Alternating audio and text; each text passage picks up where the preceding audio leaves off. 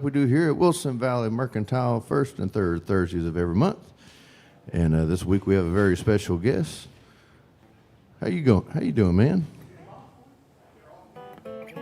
Well, you can come up here and hang out with us if you want to. Hey, that was good timing. You said very special guest, and he walked yeah, right Mr. Stephen Perez, the host of the Open Mic.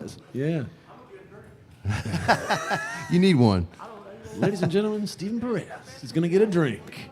But anyway, without further ado, we got Mr. Brooks Forsyth here, all the way from Austin, Texas. Oh, yeah. Thanks for making the trip up here through all the traffic. Thanks for having me back, Ely. Well, as tradition goes, I'd like to let the guests go first, so if you want to kick this off for us.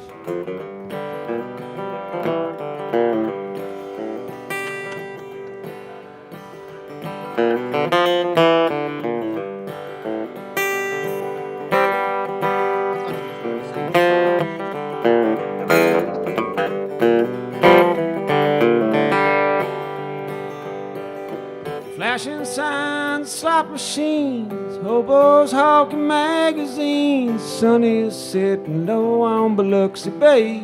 The nightlife is coming out to play.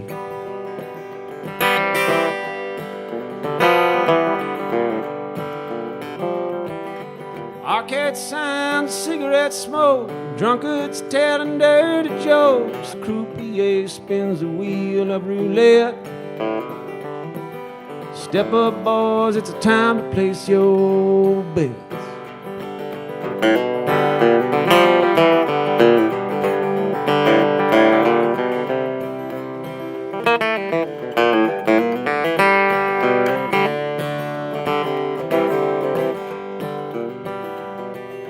Big bank rolls and poker chips, waitresses live on tips. Come on, son, you know it's a rigged game.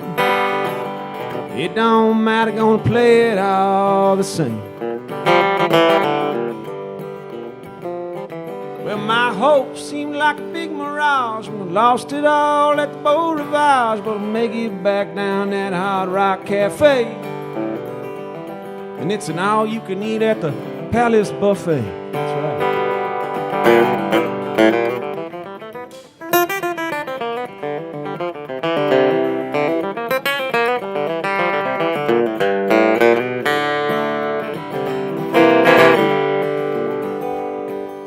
Johnny says the craps table's fixed. Last night he was 86. He's off to play the joints in Nevada, chasing fading dreams and nostalgia. I don't know what I'm running from, but can't go back from where I come. I'm on a fast track and I'm gaining speed. The days keep a getting stranger, yes indeed.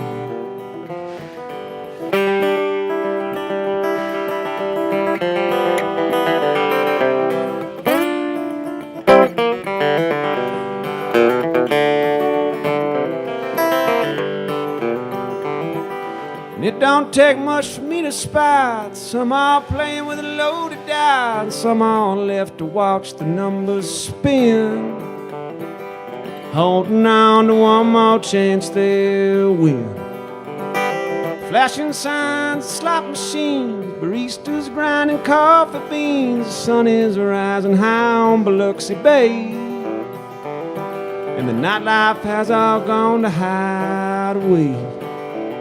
And it's still all you can eat at that buffet. Yeah.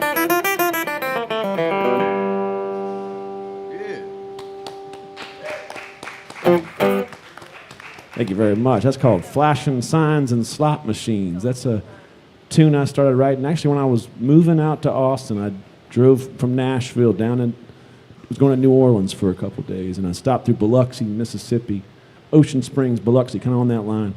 I got a buddy out there. He was going to the casinos every night, the hotel casinos. And he was hooked on it, you know. And in fact, when I came into town, I was going to stay with him. He said, "Well, meet me at the casino." I was like, "Oh, this is already sounding interesting, you know." And so I spent like 2 days just doing what he does, go through those casinos. And that's not really my scene, but that's kind of what inspired that song, you know. Flashing signs and slot machines, man. Yeah.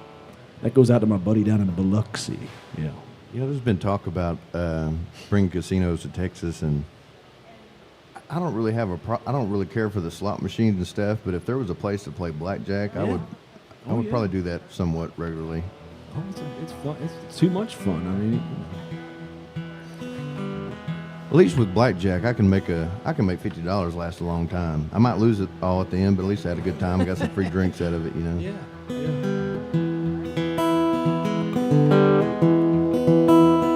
I went from champagne to $3 wine, Jack Daniels down to homemade shine.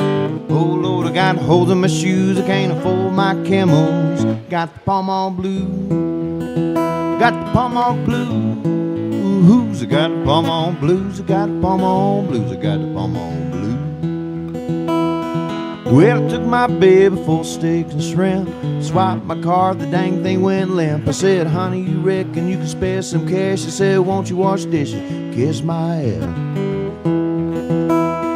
So I went to the bank to see what I could do. They said, you gotta get a real job with singing them blues. Maybe can afford to pay the rent, not again. I went from champagne to $3 wine, Jack Daniels down to homemade shine. Oh Lord, I got holes in my shoes, I can't afford my camels. Got the Pall Mall blues, I got the Pall Mall blues. I got the Pall Mall blues, I got the Pall Mall blues, I got the Pall Mall blues.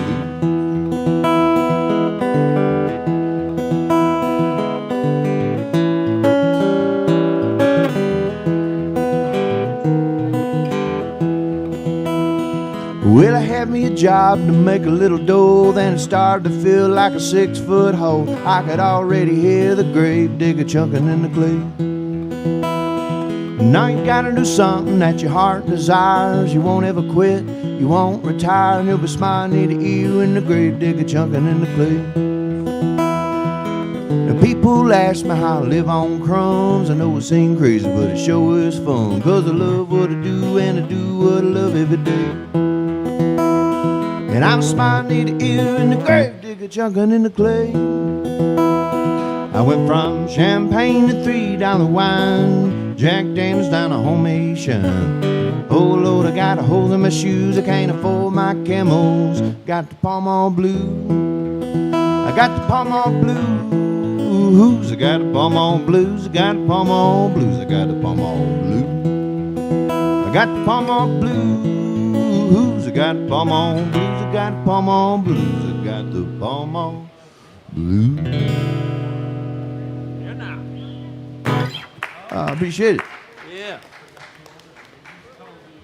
I was singing that tune last night. I was at the gas station and I saw the Pall Mall. I was actually humming that tune last night.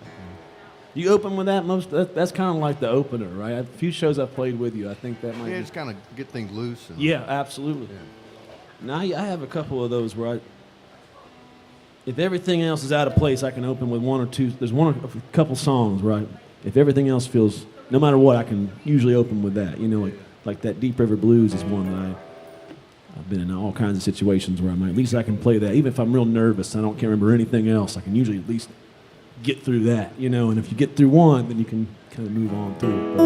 But it's good to be back out here, man. It's Thursday night. This is the party out here, folks. This is we're just getting started. I'll do a little finger picking thing.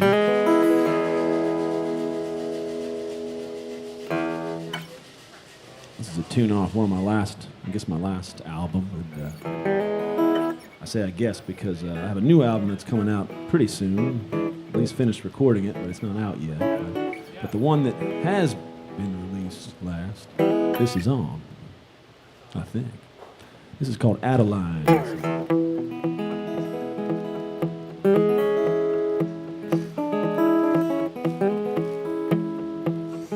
I've been sitting in the dark thinking about the light that shines.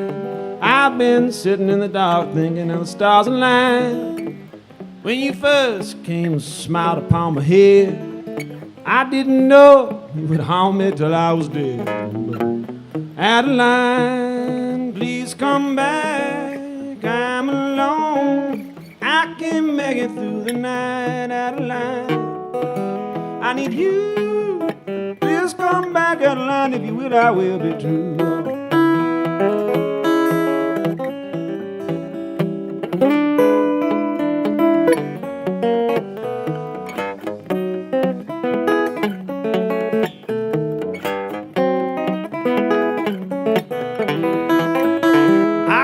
stay out all night till the sunlight peaked. I drink so much wine that I could barely speak.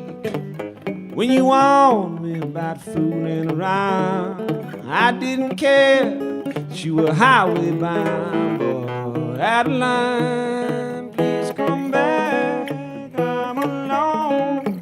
I can't make it through the night, Adeline. I need you, just come back, Adeline. If you will, I will be true.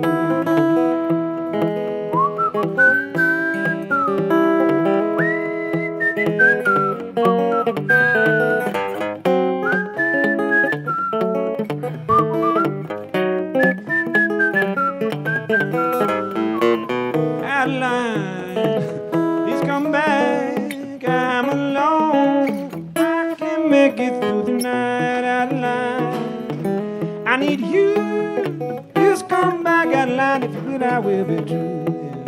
Please come back, Adeline. If you will, I will be true.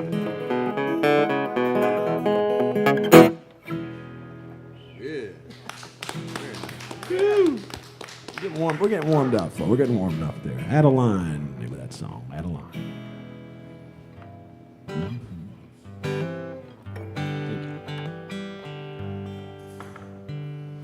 We're going to do my little story song here. It's called The Table.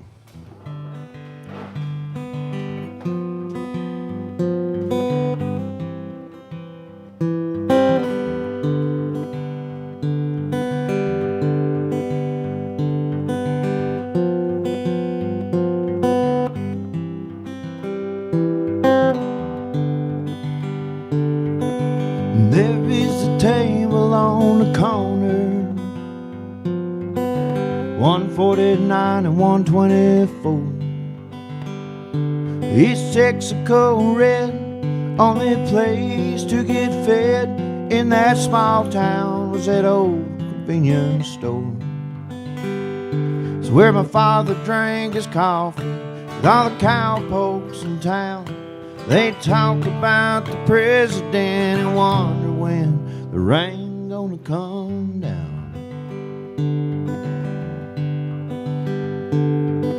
I can still hear the slurp of coffee and the way them old men would grunt. The door would swing wide open, in would walk Mr. Oscar Hunt. He'd come sit beside me and we'd talk Tom T. Hall, watermelon wine, and who's gonna feed them hogs. You know, he was my father's friend, but he was my friend too. Never talked to me like I was a kid. He talked to me just like he talked to you.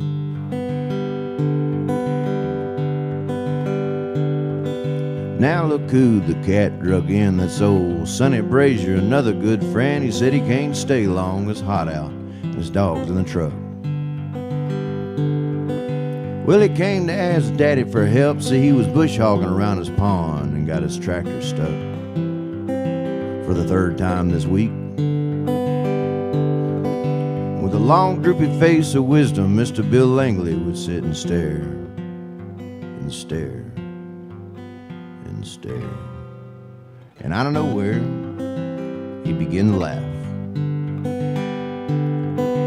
We all knew he was gonna tell a story of times that had long passed. Sometimes the same story as yesterday.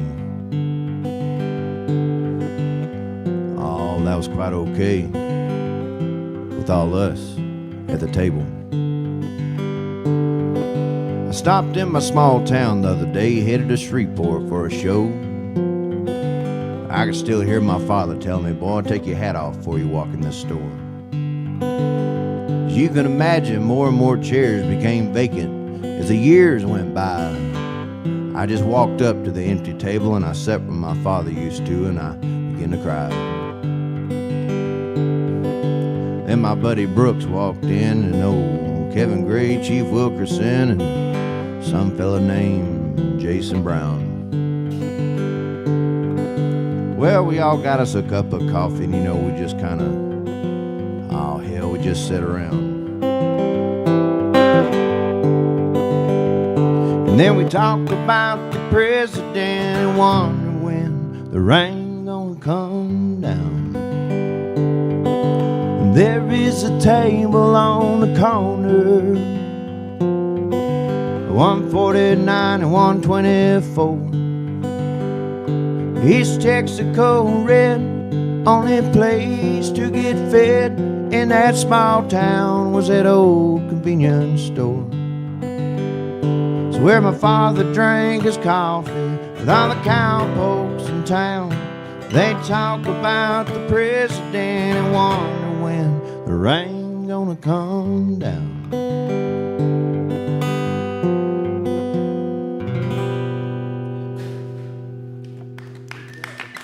The table, thank you. You ever listen to any Ramblin' Jack Elliott at all? You ever listen to that stuff? Oh, anybody listen to Ramblin' Jack Elliott out there? Out in internet land either?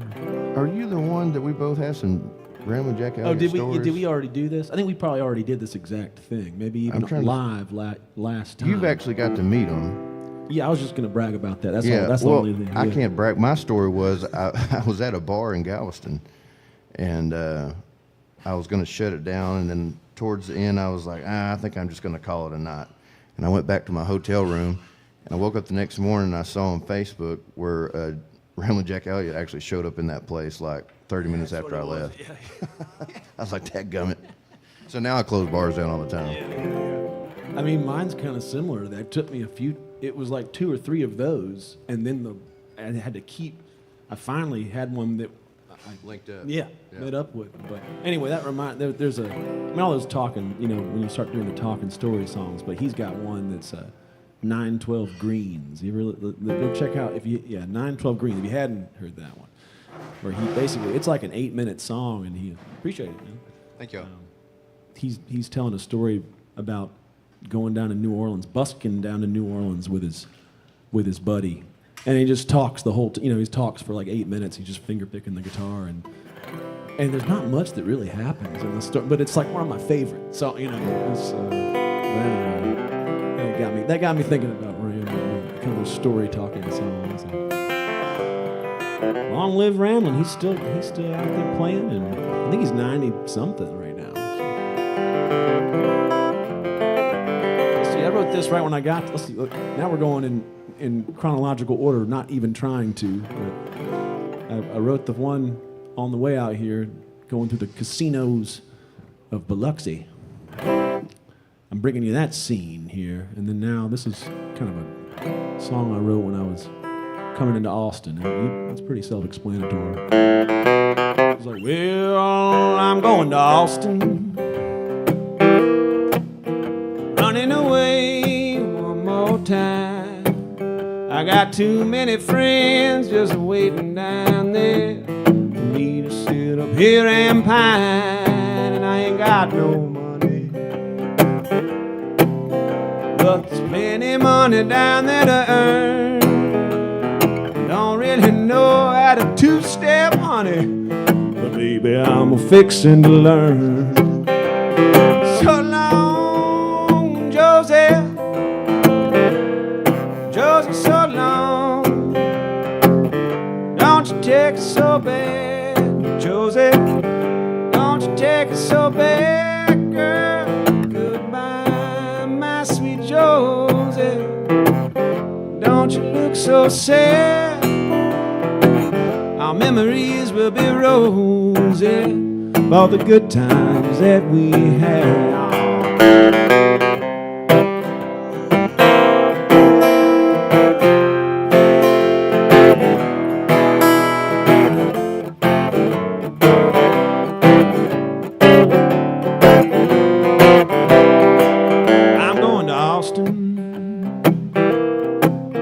Following down the finer things. When it gets hot in the summer, it gets so hot in that summer, I'll be cooling off at Barton Springs. And in the evening time, when that moon hangs so big and low, you'll hear my song from up in Georgetown on down to San Antonio.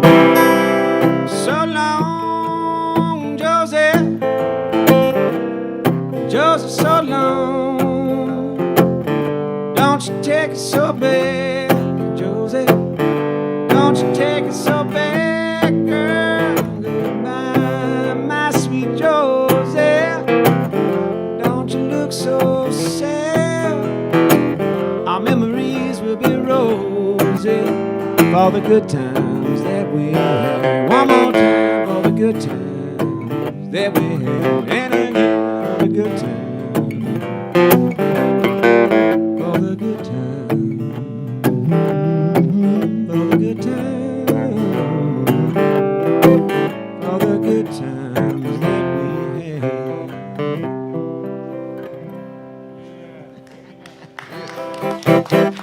Thank you. That's called So Long Josie, whatever that means. Yeah. It's a new one.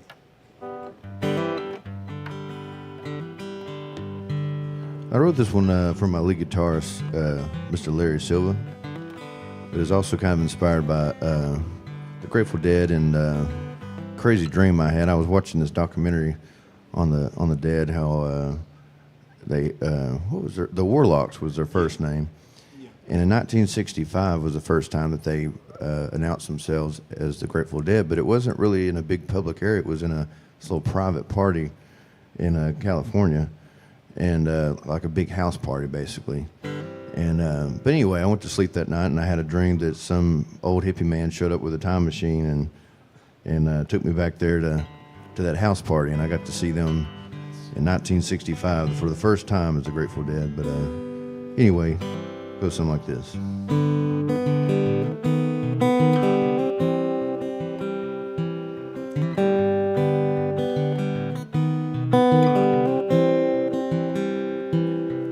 Man showed up in a time machine, said, boy, won't you get on in? I said, where you headed, mister? He said, not where, sonny, but when. And without any judgment, I just walked on up inside.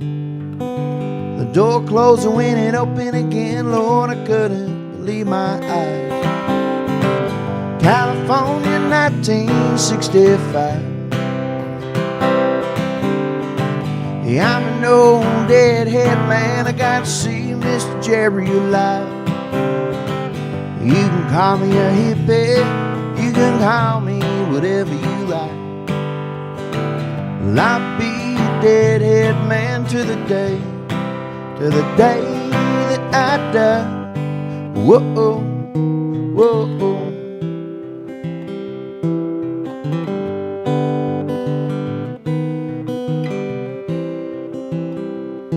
This next part was inspired by staying in a glass house Airbnb in Marfa, Texas.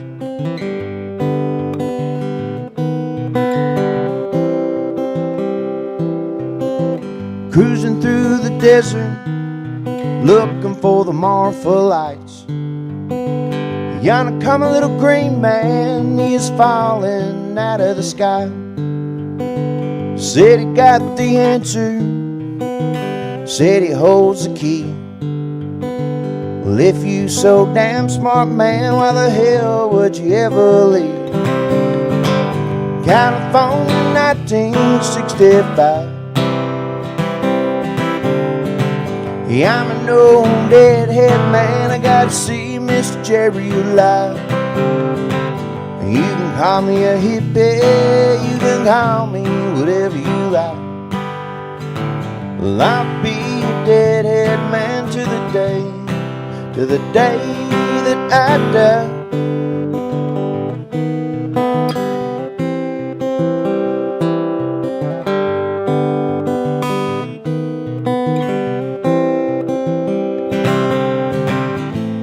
You don't have to click your heels. All you gotta do is feel it on, whoa, on, and you'll be home,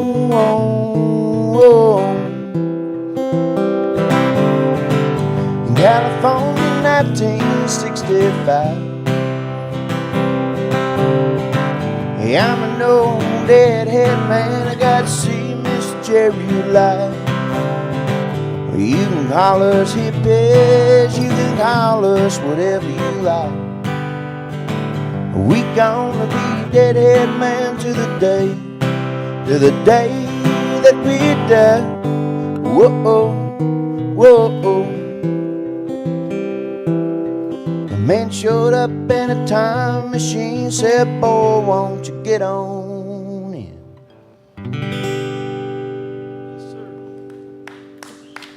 I appreciate it. Heck yeah, man. So you are a deadhead? You a deadhead? I am now. You are now? I've been converted, yeah. So you put up some resistance at first. I mean, I was always into that scene, Yeah. but not just that particular band. I Yeah, was kind of overlooking them, and my friend Larry really got me into it. And It kind of sometimes takes somebody to open the door, especially to something like I had a buddy that opened the Dead door to me. You know, I was into the Dead in like I guess probably like back in '06. Mm-hmm. You know, remember back in '06, everybody, back in those days. Back in '06. I was still in high school. Yeah, so was I. Back in our day, man. Yeah. Now I had a buddy that was into the Dead, and he was a great guitar player, and we grew up playing guitar with each other. So I never really took guitar lessons formally, but I sort of learned off my buddy, and I think he learned some things off me, but I probably learned more off him. But he got into the Dead. He burned me this CD. I remember. Does anybody remember CDs too? Is that? Oh yeah. Back in our day. Oh, records, 8 tracks. Oh my, yeah. Gramophones, yeah. Yeah, he burned me this CD, and it was like not that long. I mean, not 65, but it was like probably 67 or something. It was like the really early days. Yeah. I mean, it was a terrible quality recording, but the energy through it was like, that was the first, like, they were like Good Morning Little Schoolgirl and all the, it was like Turn On Your Love Light and all these songs. And I started listening to Saint Stephen, and we ended up doing Terrapin Station for one of our open mics. They give you 15 minutes for an open mic, and you normally play about 3 songs or something like that.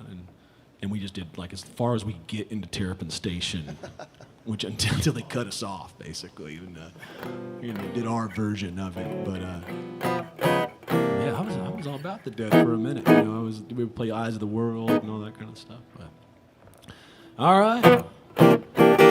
This song has nothing to do with the Dead. That was the lead up to this next song.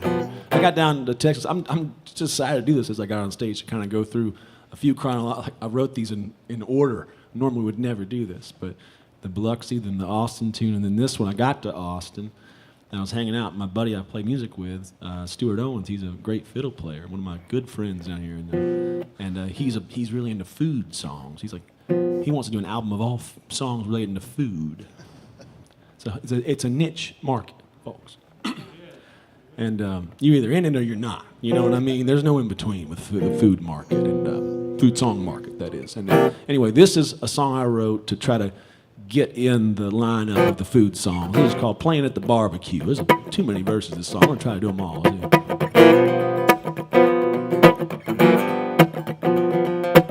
Started out with the boiled peanuts, loading that smoker with the big pork butts. We're spreading the rubs, so start spreading the news. Band gets to cooking, pumping out the bass. The fiddle player's got salt stripping off his face. So tap your shoe because we're playing at the barbecue. Playing at the barbecue, collard greens and Brunswick stew. Country cooking gonna kick you blue. Baby back falling off the bone, boys, you better leave your good shirt at home and get in the groove because we're playing at the barbecue. That's right. Uncle Bobby better top the Tim on the deep shot new. Wait, try it again. Well now, Uncle Bobby better top the Tim on the deep fried to the jumbo shrimp. He's got the secret recipe for the roux. You better hit Aunt Leona with the okra again, cause everybody knows she's a vegetarian, but she's a hungry too, and we're playing at the barbecue. That's right. Playing at the barbecue, collard greens and Brunswick stew. Country cooking better kick the blues. Baby back falling off the bone, boys, you better leave your good shirt at home and get in the groove because we're playing at the barbecue. Let me try it.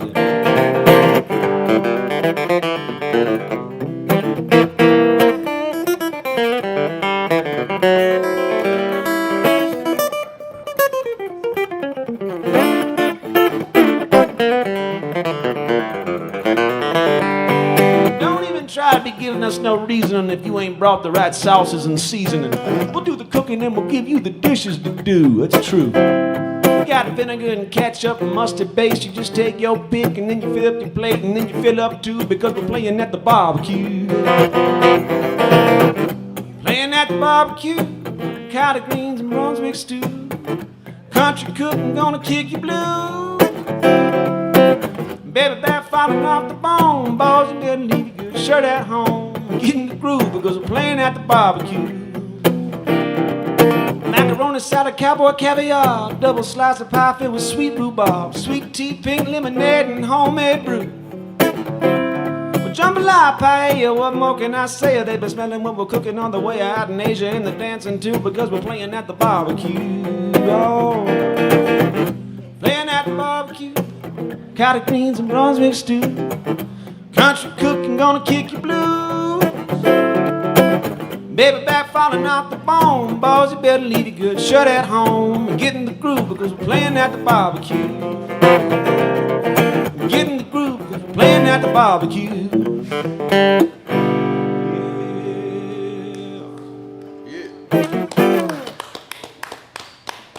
Thank you so much for playing at the barbecue. Remember that song? It's a food song. When I was living in Nashville, I went to the Bobby's Auto Hour quite a bit. Which one? The Bobby's Auto Hour. Oh, sure. Yes. And, Yes. And there was a cat in there. It was before I became familiar with Blaze Foley's catalog. And I was already familiar with Guy Clark and Towns, but I wasn't really into Blaze Foley at all. I just never heard of him at the time. And this guy played, big cheeseburgers and good French fries, and I thought the guy wrote it, and I was like, why would you write a song about food, you know? And then I discovered Blaze Foley, and I realized what an idiot I was, you know, but. Yeah, that's funny. It's like that's one of the first, I think, Blaze Foley tunes I really heard. Really? Everyone's like, man, this guy is one of the best writers. Everything was like, Yeah. You hear that one first, but then it's a great song. Yeah. You know. Yeah. Just if you look past I couldn't look past, I guess, just the mentioning of cheeseburgers at first, you know. Let's see here.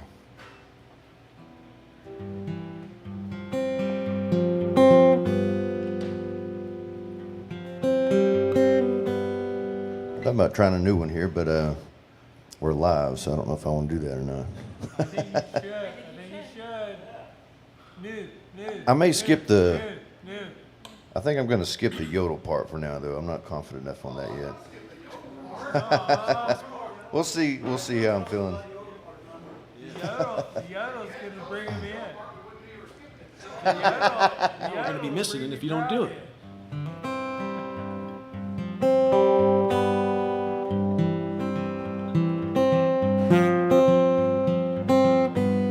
If the soul guitar's falling apart, I can't afford glue.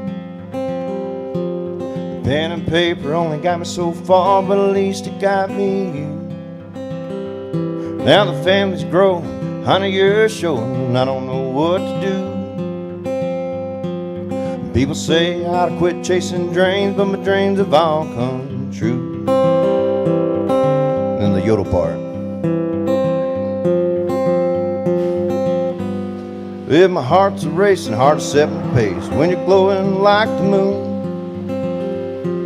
Talk to the bank, gonna find us a place, cause the little one is coming soon. That's pier and beam, wooden floors, 2 bed and 1 bath. Some people are keen on bigger and more, but all you need is a love that lasts. Yodelay.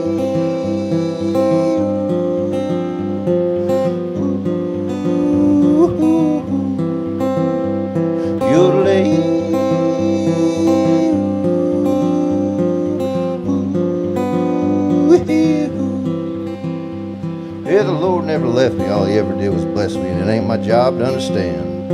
I'll never be worthy of his love and his mercy or holding these tiny little hands. I gotta scroll up. But I keep a praising and we'll be a raising these kids the best we can. Yeah, the Lord never left us, all he ever did was bless us, and it ain't our job to understand. You'll lay.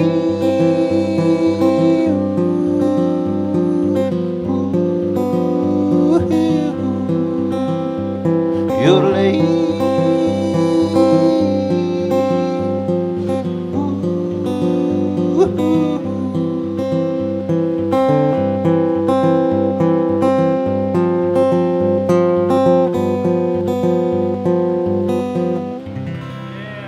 Something like that.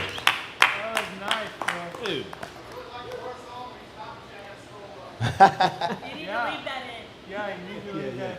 I got to do some work on it if we're going to record it on Monday. We'll see. Don't skip the yodel part, man. I just came up with that like 45 minutes ago, or an hour ago, whenever it was before I got here. Who thinks he shouldn't skip the yodel part? Let's get it around our attention. Yeah, 100%. 100%. Yeah, that was like that's the good part of the song, man. Leave that in there.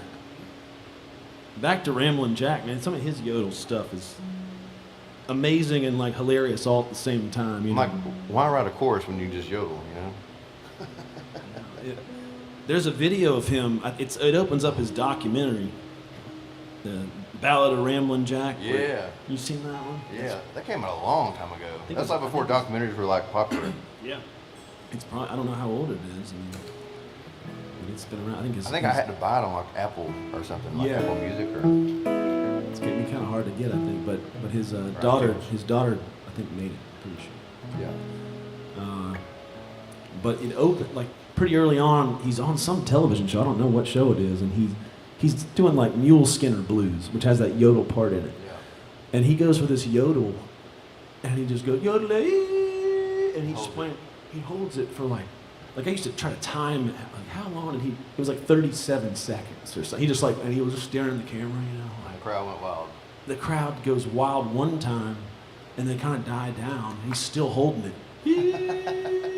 And he's changing the chords under it, but he's still holding that same note. And then they finally go crazy, and he gets two. He gets two crowd. I was like, he got two, you know. Long live Ramblin' Jack Elliott once again. Every couple songs, I'll probably say that. I wrote this sitting outside probably about 4 a.m. outside towards the midsummer last year. That's about the only time I wanted to be outside. I would sit outside on my back porch and just kind of strum the guitar or finger pick it. I was listening to a good bit of Blaze Foley and Towns and that kind of thing at that time. We started playing this song.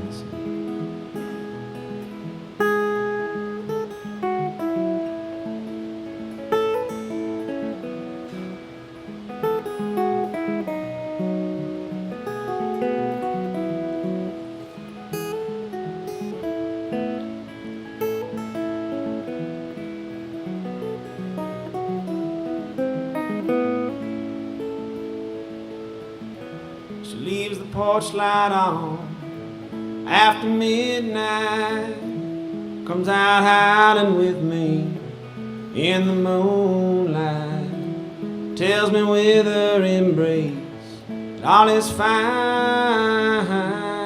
That's how I know she's mine.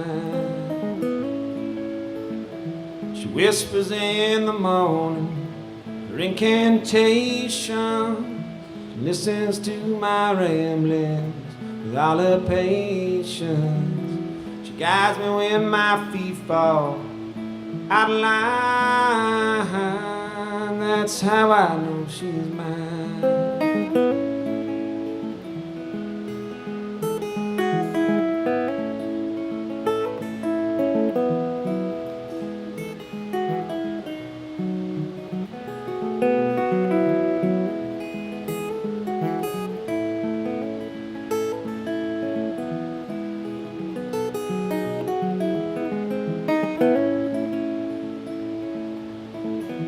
When I'm stranded in my indecision and dark storms are clouding up all my vision, she helps me see all the ways I've been blind. That's how I know she's mine. And when we're worlds apart, her memory lingers. Think about the fortune the dawn may bring her. However far I travel, she's close to mine. That's how I know she's mine.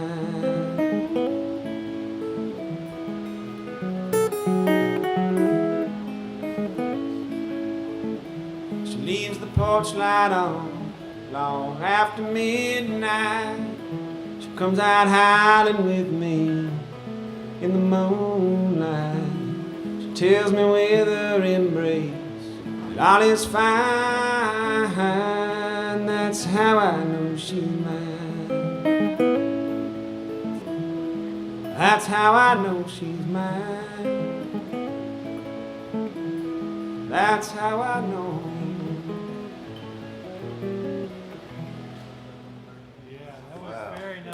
Thank you. Appreciate that.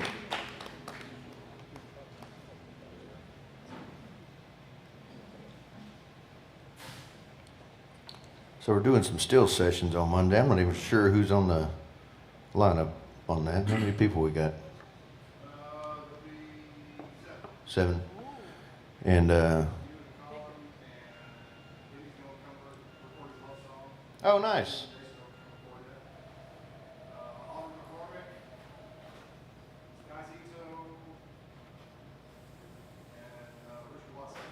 Sweet. It's gonna be a full day. And then if I get these songs finished, maybe record a little EP. The idea is to do most of these songs that I want to record. I may not have finished them working here, but I got the idea from here. You know, like a first verse or something.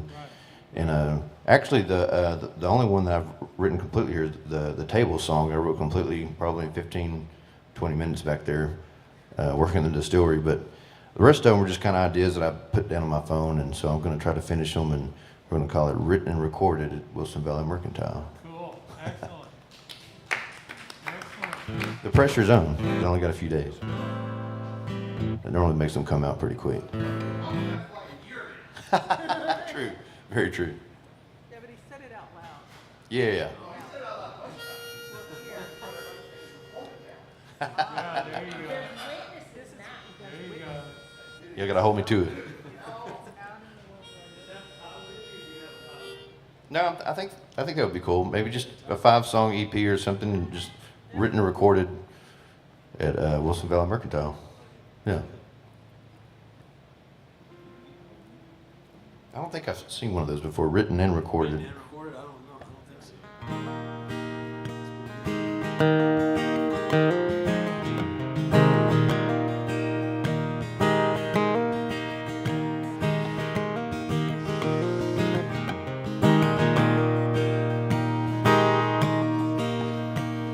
And I hit that road like it hit me first. And I blamed that town, I should have blamed her. Well, Mama said quit drinking, boy, but I just quenched my thirst. And I hit that road like it hit me first. Yeah, I hit that road like it hit me first. Rolled down the window before she lit a smoke, and the flame went out and she never took the toll. Well, maybe she'd be mine if I'd have taken it slow, but I rolled down the window before she lit a smoke. Yeah, I rolled down the window before she lit her smoke. Put on these shoes now, I can't get them off. This path that I've chosen, it'll wear so raw. I could have settled down with that girl from Arkansas, but I had on these shoes and I couldn't get them off. Lord, I put on these shoes, now I can't get them off. Well, I can't go back now, though it's much too late. I can't give it all up, 'cause Grandpa took my word to the grave. Now it's a guitar and a broken heart, and one crazy dream. So I ball up my fist, pull my own back, and I swing. And I hit that road like it hit me first. I'm gonna give them my nickel that they said I wasn't worth. Yeah, I miss my home, but Mom, ain't you heard? I've been hitting that road like it hit me first. Yeah, I've been hitting the damn road like it hit me first.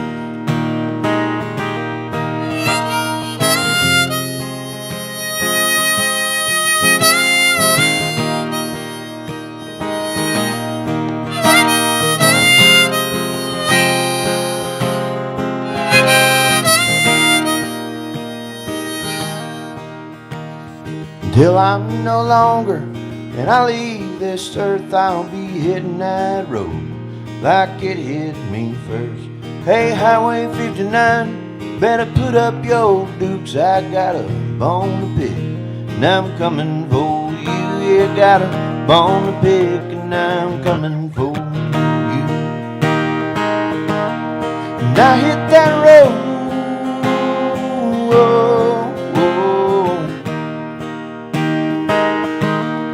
I hit that road.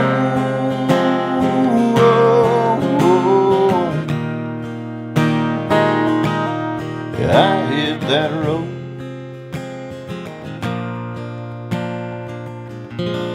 Like it hit me first.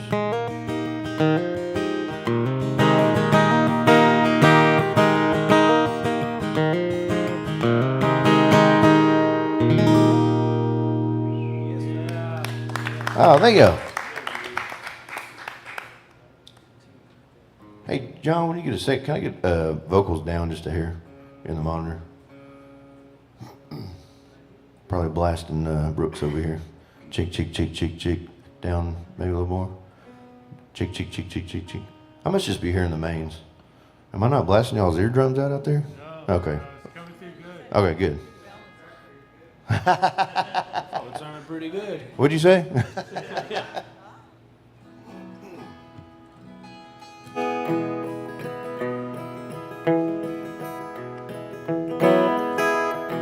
Our souls bound together at the very stone.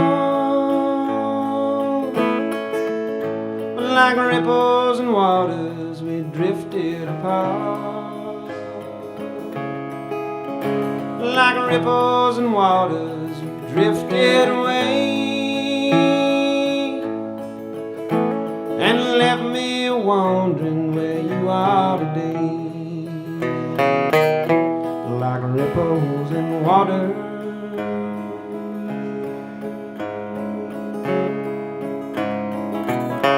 we drifted apart. I knew that I loved you when I saw your eyes,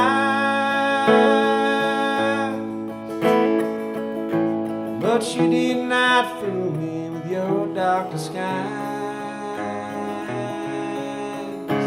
I knew that it hurt me, but I didn't care. It'd be worth the heartache for the time we shared. Our souls bound together at the very start. Like ripples and waters, we drifted apart. Like ripples and waters, drifted away and left me wondering where you are today. Like ripples in water,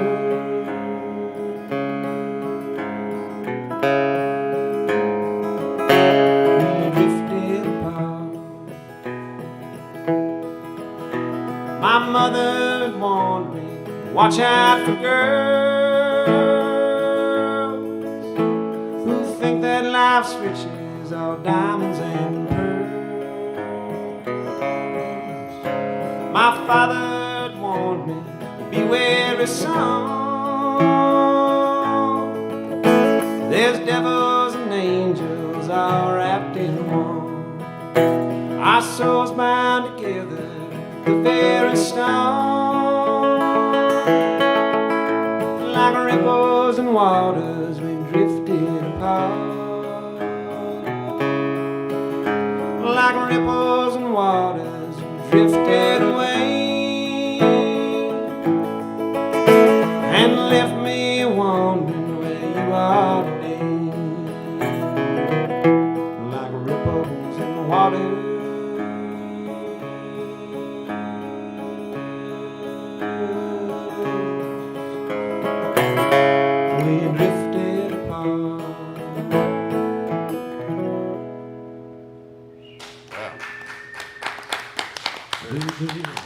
Ripples and Waters. That song. Written on my back porch in Austin, Texas at middle of the night, maybe, something like that. There you go. You like to write at night? Do you stay up late? I do my best. Yeah. We're getting personal now. We're going deep. What's that- your bedtime? You know. That's been my problem lately with getting stuck on a song. It's like, used to, I wouldn't go to bed until the song was done. But now it's like, well, I got to do something tomorrow. I actually have to do something. Yeah, I got to be tomorrow. functional. You know. That's the thing about having to do, actually finally getting some responsibilities. You have to do something tomorrow. Yeah, I had a teacher in high school, and I said I was trying to be the class clown or something. This was like freshman year of high school. I just thought of this, and he was kind of like a real stern guy. This algebra teacher, and he said he was like he kind of paused after I made a little wisecrack or something, and like he was like, Brooks, you seem like the kind of guy that stays up late at night and watches the Sci-Fi Channel. And I was like, Yay. it's okay, so that gets claps out here. All right, that's good. And I found my people then. But at the time, it was like the way it burned. He knew how to. It was a burn. You know what I mean? And like, I'm getting over it though. You know what I mean? It's been 20-something years, but I'm starting. This is the therapy, is to get it out. But I never forget that, Brooks. You seem like the kind of guy that stays up late and watches the Sci-Fi Channel. Nothing wrong with that. I said, there's nothing wrong with that. Hey, okay, here we go. We're making progress out here tonight. Thanks again for listening to us, putting up with us, putting up with me. I was staying up watching Adult Swim, which That's more. probably shouldn't have been doing, but yeah. And speaking of that, I love the new truck. I don't know why that made me think of your new truck, but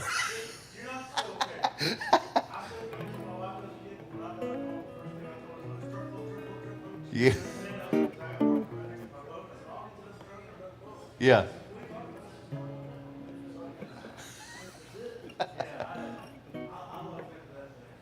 It's a classic. Which it makes me feel old that that's a classic now.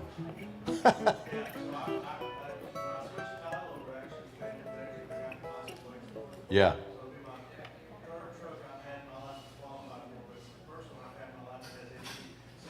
There you go. Moving up. I didn't have AC for years until John put a shot of Freon in my truck. Who would have known? That's all I needed. Freon, we'll get you there.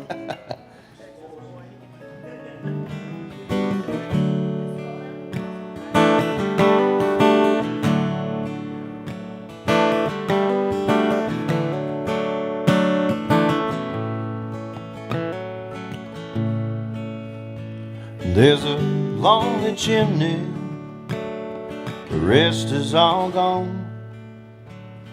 The dining room table's in some other's home, and our wedding pictures are in an antique store. Oh, 'cause no one remembers our love anymore, and no one remembers our love anymore. That lonely chimney, it no longer smokes. The kids sold the land as soon as I crowed, and I promised my father I'd never let it go. Oh, but no one remembers our love anymore, and no one remembers our love anymore. That lonely chimney used to dry out the clothes that you'd hang on the hearth when the rain got exposed. And our baby's footprints are still in the floor. Oh, but no one remembers our love anymore, and no one remembers our love anymore. No one remembers the reasons for a fight. No one remembers the stress when the money got tight. No one remembers the size of a diamond ring. So just love her while you can. No one remembers a damn thing.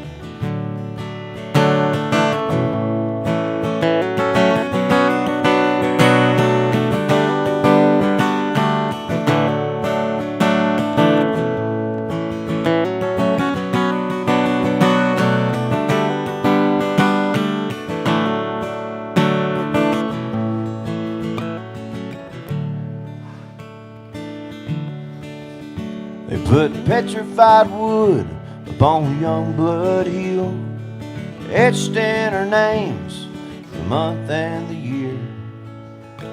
But the headstones were stolen, so goes the lore. Now no one remembers our love anymore. Yeah, no one remembers our love anymore. It's called Youngblood Hill. Thank you.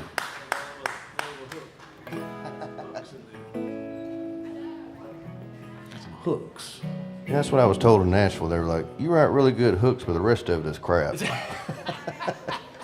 It's usually like the opposite of most people here. They're like, you just need a hook, you know? That's like that's a job title in Nashville. Just Hook? hook writers. Hook writer? Yeah, and then someone else Dude, you could probably fills in the gaps. You know. probably kill it with that. I think the other one, what was the one before that one? The one you just did. What was the tune you did before that? Oh, like Hit Me First. Yeah, that's a hook. That's like, I'm like, how did nobody already get to, you got that one. You were like, sometimes it's just right there and you just got to be the one that claims it. That's one of those right there. Yeah, well, I really appreciate you having me back out here. I guess it's been about a year, I guess, since we Yeah, I did actually this, saw the and, flyer from last year just yeah. pop up in my Instagram right. memories or whatever. You know, Yeah. I was like, oh well, we timed that pretty good. That's cool, man. That's cool. Yeah, I've been down in Texas for about a little over a year.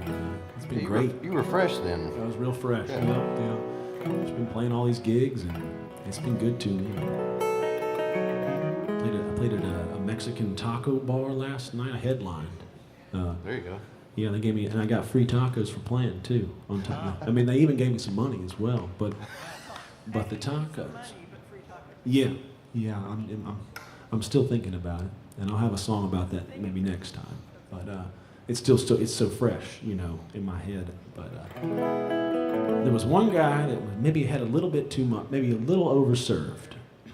We'll put it that way. Just one guy. It was really just this one, and every time the bartenders were kind of, he was getting, a little bit louder in volume as it happens, and every time he would kind of get to that line, he'd be putting out another 20, you know. And it's like, and then he came over to the tip jar and he was going, and he said, you got a good Willie. He was twice as loud as this. I won't spare you, but you got a good Willie voice, which I guess I did like Blue Eyes Crying in the Rain or something. He was like, you got a good Willie voice, and he threw in whatever. He goes, you keep playing Willie, and I was like, well, you keep putting the money in. It's, that's not the worst request either, It's like, but then he kept coming around, and at one point he starts counting out 20s. He's like, how much for you to play Willie the rest of the night? And I was like, I'll go as long as I can. I don't know if I can play Willie the rest of the night, but and I got done with the gig, and I went over to the bartenders. I was like, yeah, we had an interesting time with him. He's like, yeah, he never said anything offensive or. Just loud. It was like right on the line, and so he ended up making all of our nights in some weird way. You know what I mean? Like, I don't know if I didn't know what to think. Maybe he's figured out if he tips well, then he could just, Do whatever he wants. Yeah. Oh, thank you, sir. Yeah, Yeah, good to see you. Nice to meet you. Thanks, man. Oh, I appreciate it. Yeah. I'll hear you play sometime.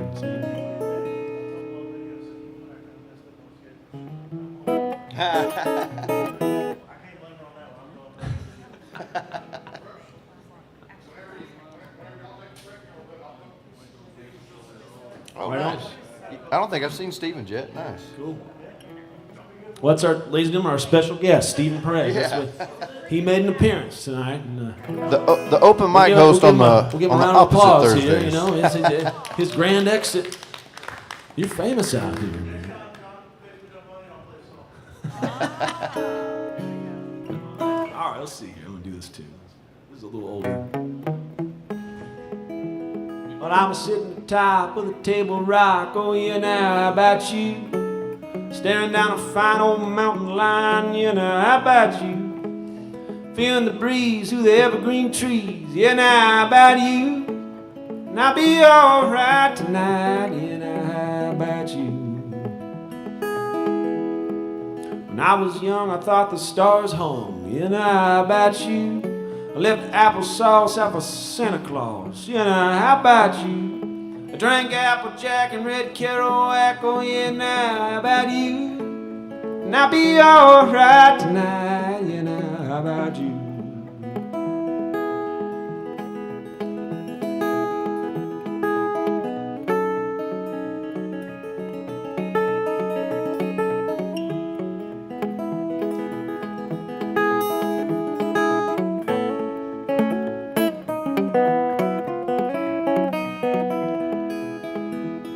Well, the mountains to me, they look like the sea. Oh, you know, how about you? I get sensations from the undulations. You know, how about you? I see profundity in the fecundity. Oh, you know, how about you? And I'll be alright tonight. You know, how about you? Well, I took my time on the mountain climb. You know, how about you?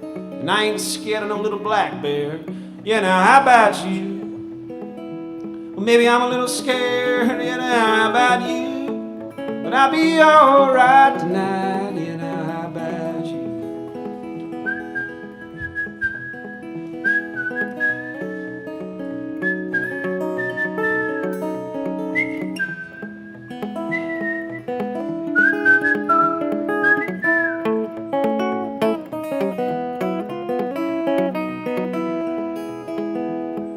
Sunburned fatties and eat cow patties. You know, how about you? Some write prose and don't wash the toes. You know, how about you?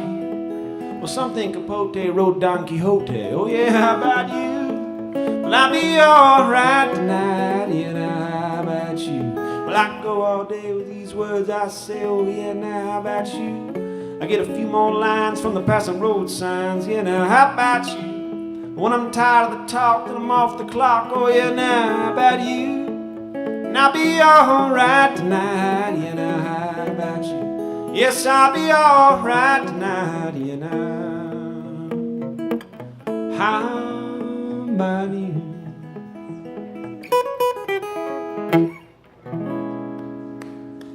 Yeah. How about you?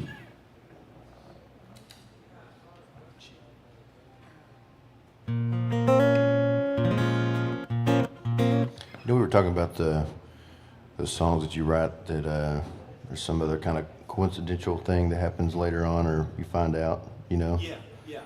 And we were talking about this in the podcast, and but I meant to mention this one, so I wrote this one called Hills Lake Road, or maybe I did talk about this in the podcast. Did I mention this? Yeah, briefly. So there was a few things that happened later. One of them being I mentioned rolling the dice in the song, and I at the time I wrote the song when I was 19 or 20. I'd never rolled dice in my life. I'd never been in a casino. I was just trying to sound cool, you know. And but anyway, years later, I posted a video of me playing the song, and this guy from my hometown was like, "Oh yeah, I remember those days of rolling the dice down Hills Lake Road." And I showed it to my dad, and I was like, "What the hell is this guy talking about? I just made that up, you know." He's like, "Well, actually, your cousin had a illegal gambling house down Hills Lake Road, and so there was in fact dice being rolled down there. I had no idea." And then the other thing was I did this whistle in there just because I couldn't play any lead, and I just wanted a little filler in there, you know, so I did this whistle. And I found out most recently reading about the Caddo people, the Native Americans in that area that lived along the Sabine River where I'm from, that they had this skinwalker that was half man, half goat. And I talk about a goat man in this song, and that he would walk around at night whistling. That's almost too much, dude. That's too eerie. When I read that, I was reading online, you know, one of those late night, you know, going down a rabbit hole of all this stuff, and I saw that and I was like, okay, I almost sent chills, you know. Anyway, it goes something like this. It's called Hills Lake Road.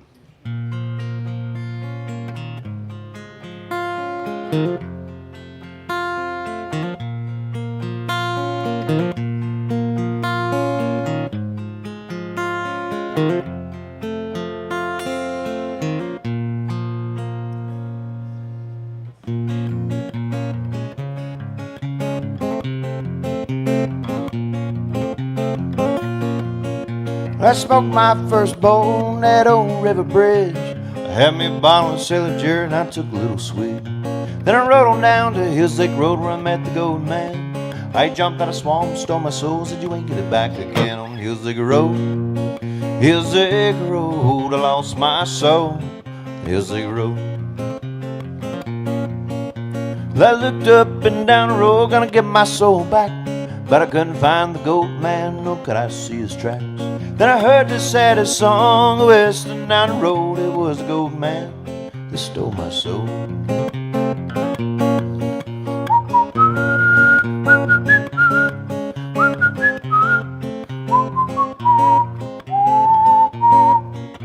Said if you want your soul back, you got to pay the price. Said I ain't got no money, sir, but I damn sure roll the dice on the Hills Lake Road. Hills Lake Road, I lost my soul. Hills Lake Road.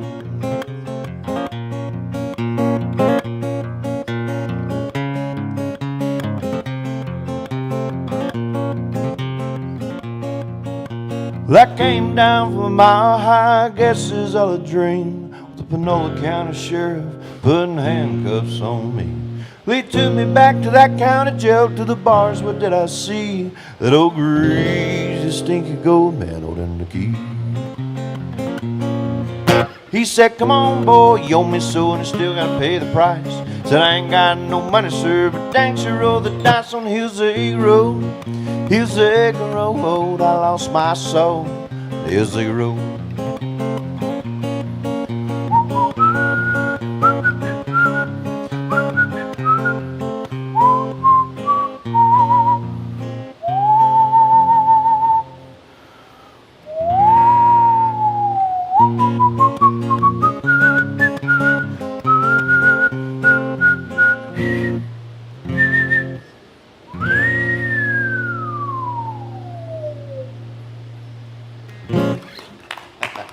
Thank you.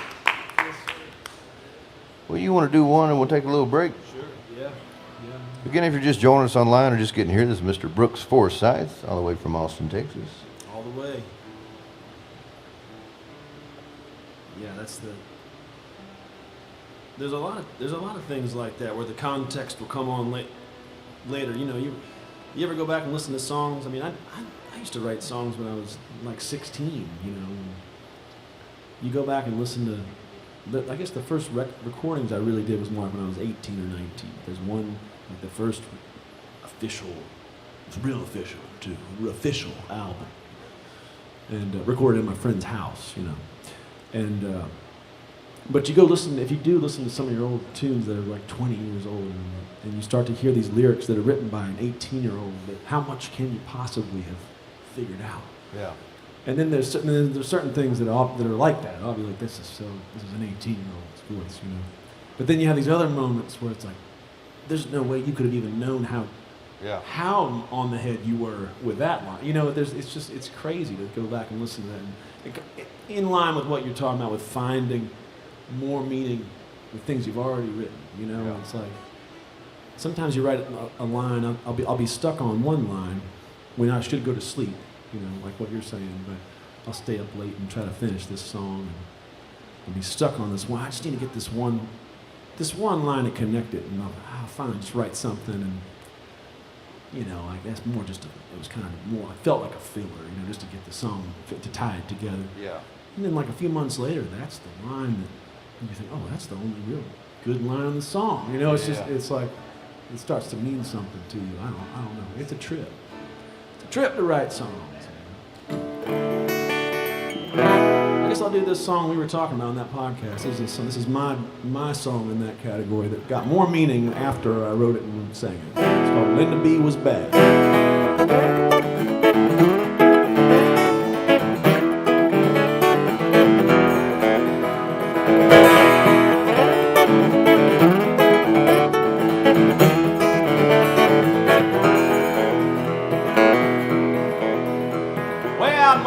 Arizona, about 1842, 43, there was a terrible baby woman named Linda B, and she was a bad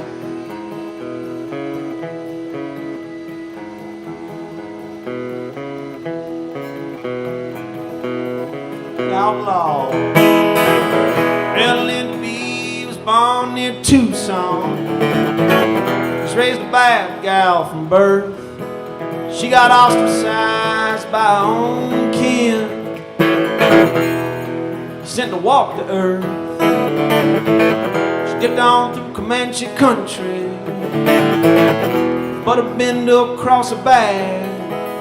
She stripped many man along the Rio Grande of the fortune stacks in a world of no good. She was bad, she was bad. Linda B, she was the baddest scout around, and she was Texas bound. She was bad all day long. Yeah, deep on down to West Texas town, she was the baddest scout around.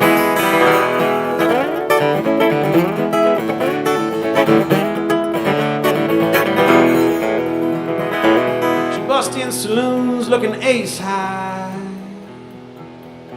She could be your friend.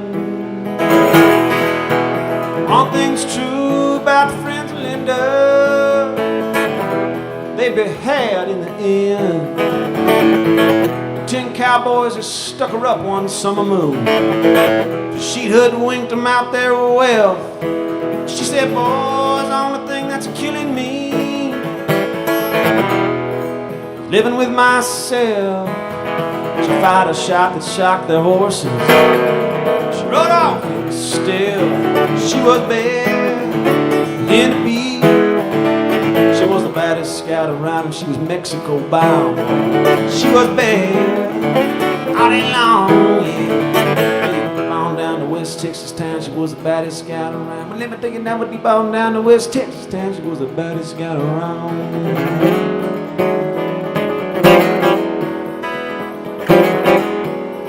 There she goes rambling now, down Oaxaca way.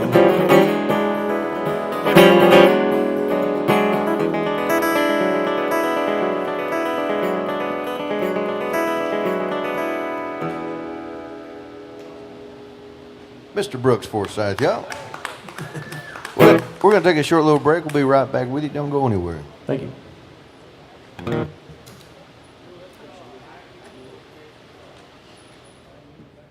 Good stuff, man.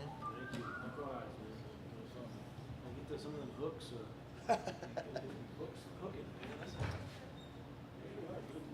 What the extra said was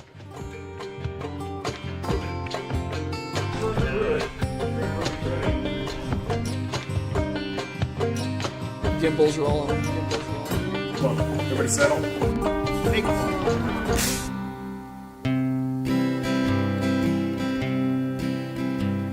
Used to love walking into a room, her on my arm.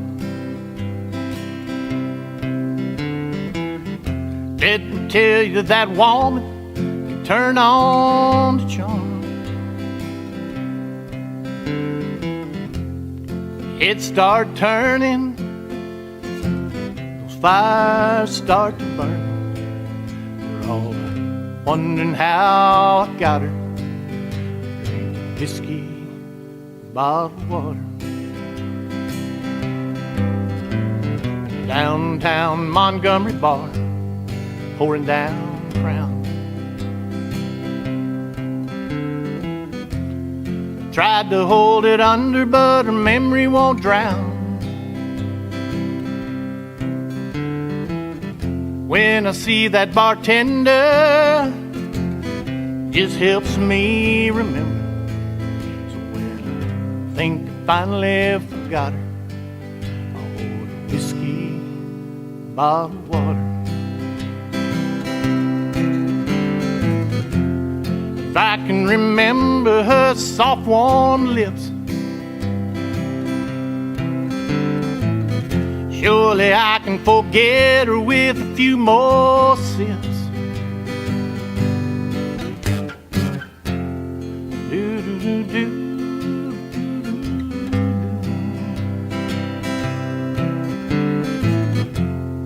Do-do-do-do.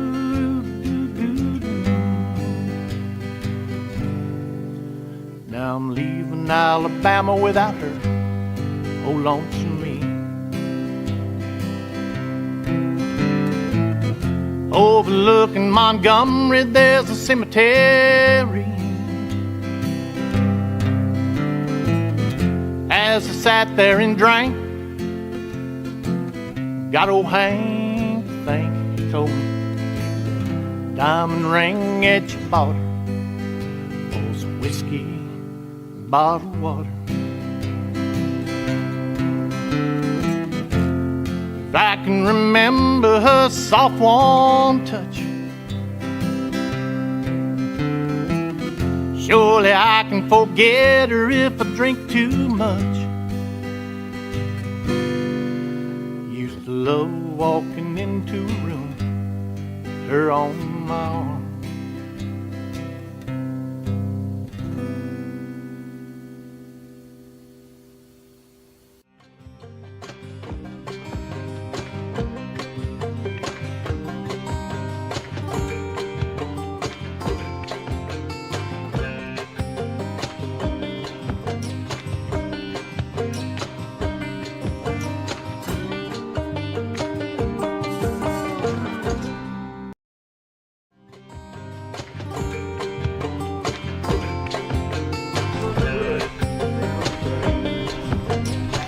Gimbals roll. Hang on, hold. Take 2.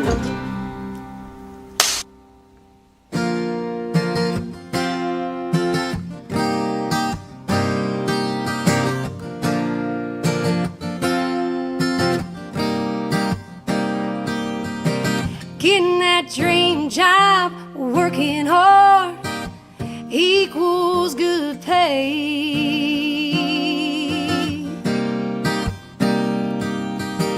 Finally catching that big old bass, it's been living in LA.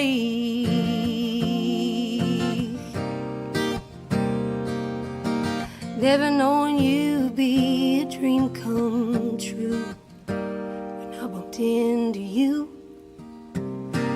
Never thought I'd go get off the road, stop playing the games, set up shop, 10-acre lot, and hang this hat on my crazier days. But you gave your heart to me, so mine's yours to take. I never knew love could feel this way. It was worth the wait. You were worth the wait. Taking that first sip of a beer that's been iced down all day.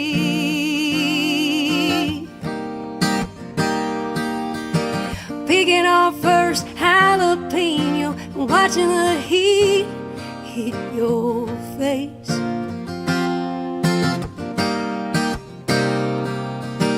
Finally laying down in the dark, listening to your heart. Never thought I'd go get off the road, stop playing games, set up shop, 10-acre lot, and hang this hat on my crazier days. You gave your heart to me, so mine's yours to take. I never knew love could feel this way. It was worth the wait. You were worth the wait.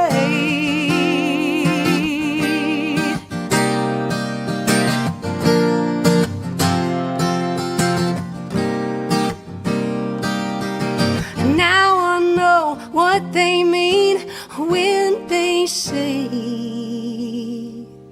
home is not a place. You were worth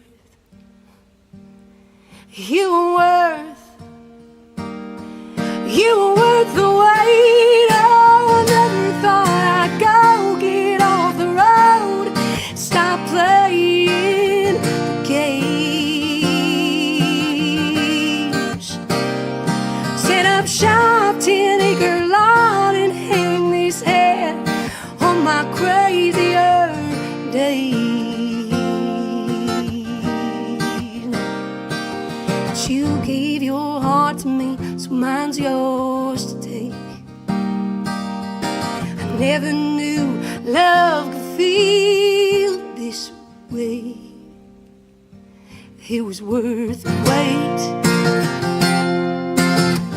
You were the wait.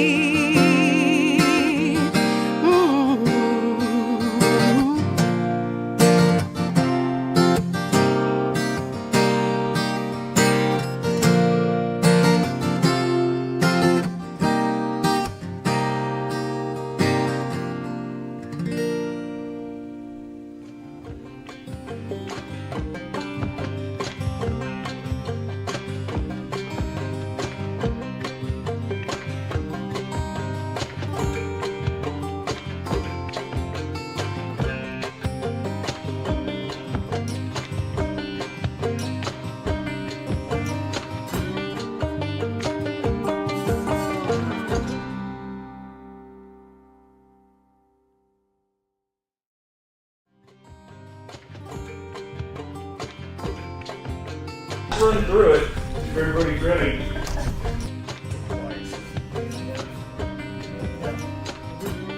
Okay, wait, hang on, hold. Howdy y'all, I'm Muchacho Sanchez with Andrew Blanton. The song is for my beautiful wife Joanna. It's called Again.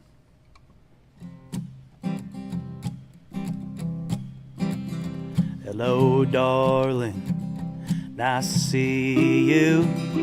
It's been days since I've been home. I was rambling, I was thinking, it's awful hard to live alone. And I know I don't deserve you, and I know I'm no good without you by my side. I know I'm my bestest friend. Lord, if I could, I'd marry you again.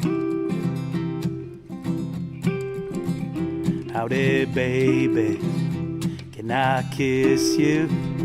No, I miss the way you taste. When I was traveling, I was dreaming about putting these big old arms right around your waist. And I know I don't deserve you. I know I'm no good without you by my side. I know I found my bestest friend. Lord, if I could, I'd marry you again. Get it, good.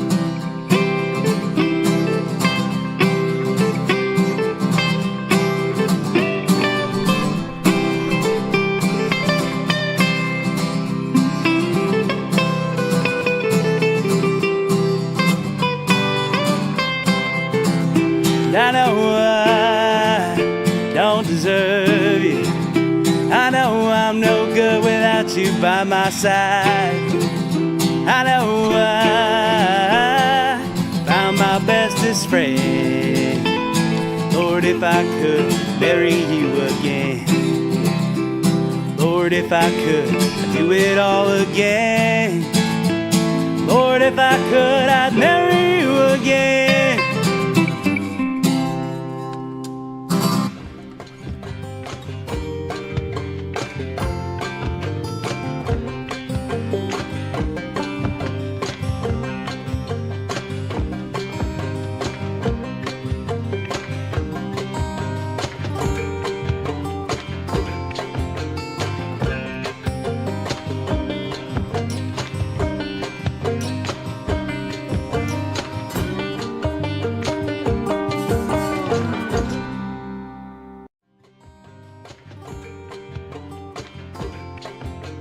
Run through it if everybody's ready.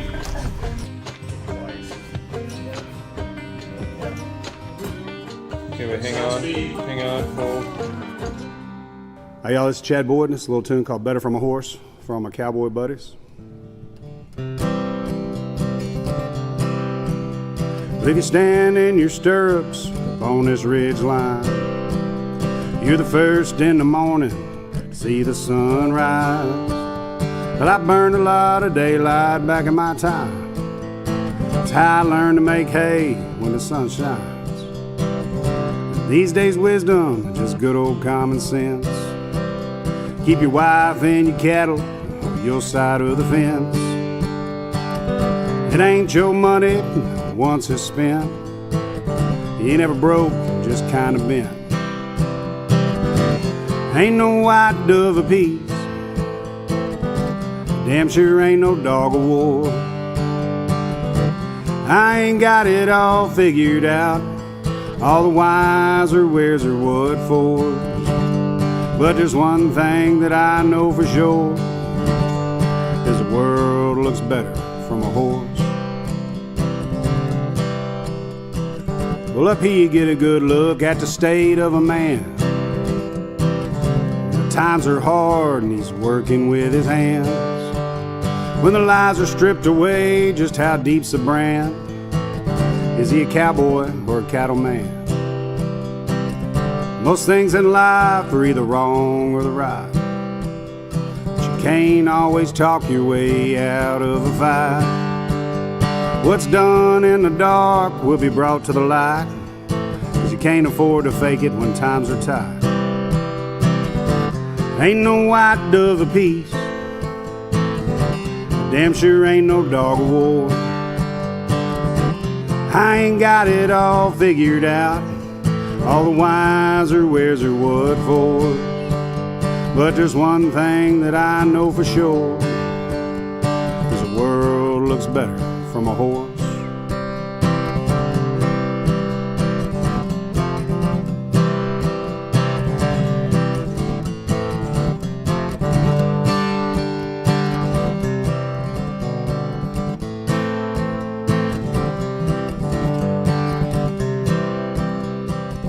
I ain't the one to say just who is wrong or right, but you can't see the stars for all your city lights. We got amber waves of grain and spacious skies, but you got your way, friend, and I got mine. I ain't on my soapbox looking down my nose. You can have your city streets and all your fancy clothes. Just stay in California and leave Texas alone. We were born with freedom in our bones. Ain't no white dove of peace. Damn sure ain't no dog of war. I ain't got it all figured out. All the whys or wheres or what for. But there's one thing that I know for sure, is the world looks better from a horse. Yeah, there's one thing that I know for sure, is the world looks better from a horse.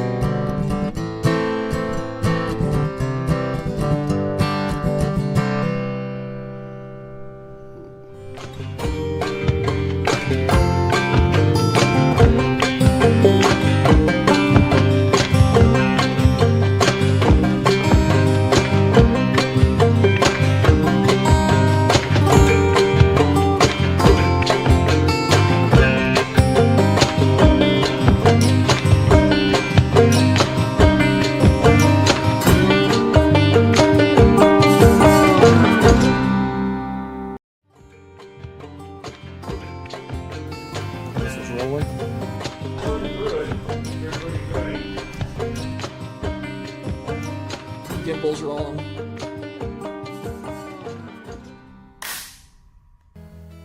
My back page.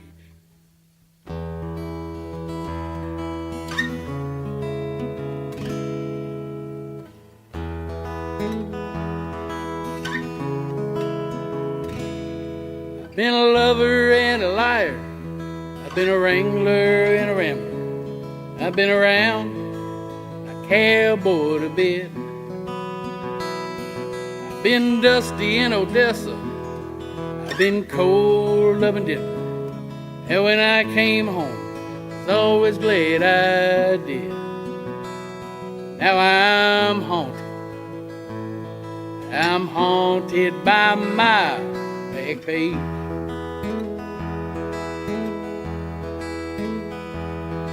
I wasn't scared of nothing. They beat me for my stuffing. And I danced with the needle and the gun.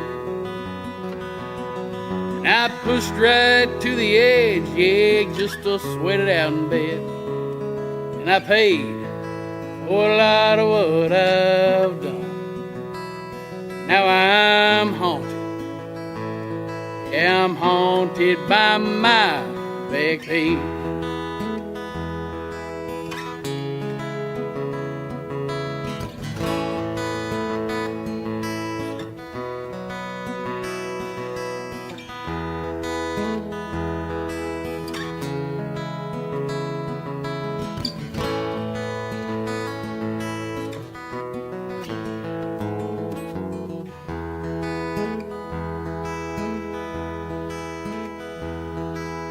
Now I walk through town, and I'm dragging ghosts around. There's a memory every step and turn.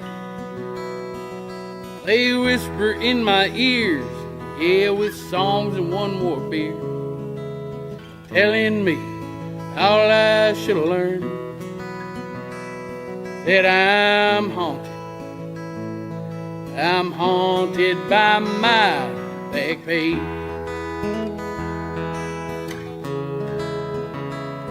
Yes, I'm haunted. I'm haunted by my back page.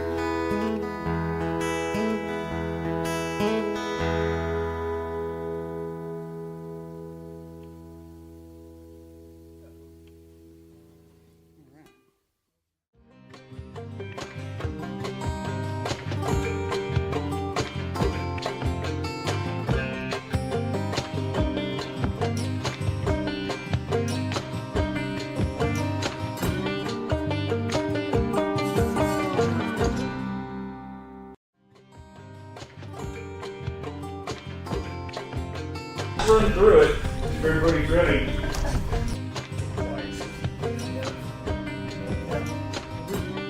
Okay, wait, hang on, hold. All right. What's up, everybody? I'm just Hannah, and this is a song about tropical romance called Tropical Kisses.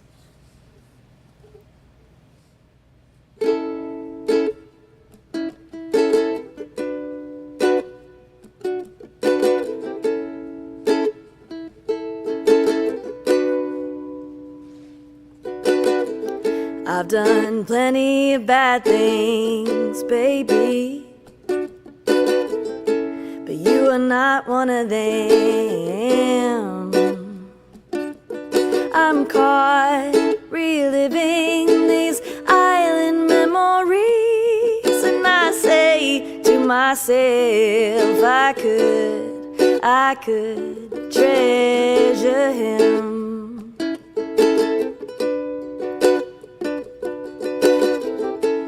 Last year got me down real bad, my baby. I had to go it all alone. INDEPENDENT woman, I thought I would be. Now I'm accepting what I really need, and that's tender love and care.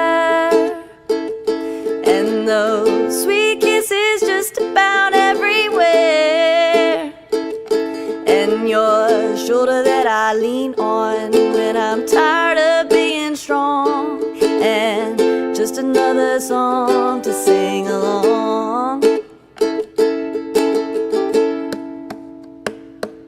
I see a sweet disposition from a man that gently takes a hold of my hand. Endless nights of love by the ocean air. Said I'm staring at the crossroads, wondering, will you meet me there? Ooh, will you meet me there for some tender love and care? And your sweet kiss is just about everywhere, and that shoulder that I lean on when I'm tired of being strong, and just another song to sing along. I said I want you to sing along. Oh yeah, I want you, I want you. Oh yeah.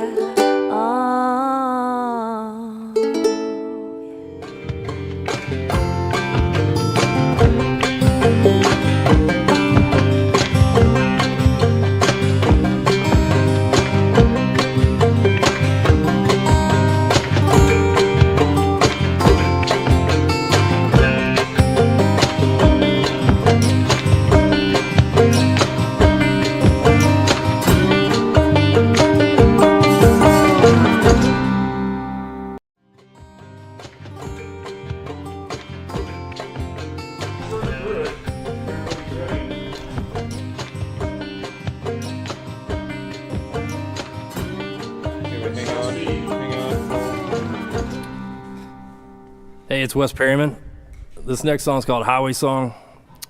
I wrote it a few years ago while my wife was giving my baby daughter a bath. She's 15 now. But it's one of those that just kind of fell into my lap. And here you go.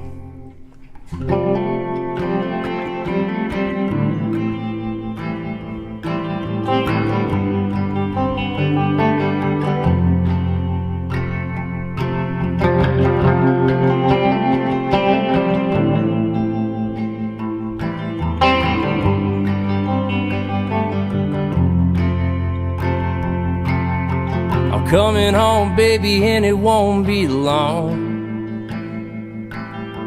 till we'll be singing that highway song. It's looking like spring, but it feels like fall. I'm coming home, baby, and it won't be long. Now I'd go down that road again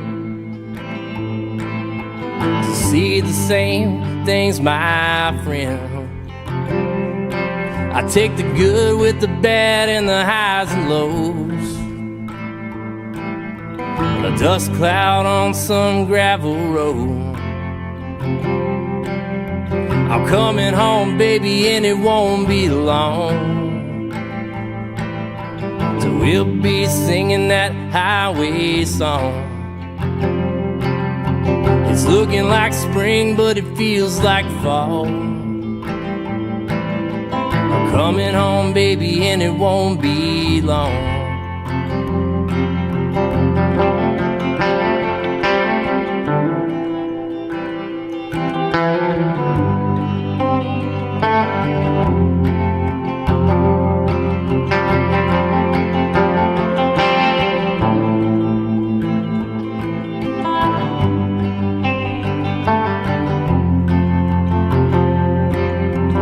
Remember those August Starfield nights?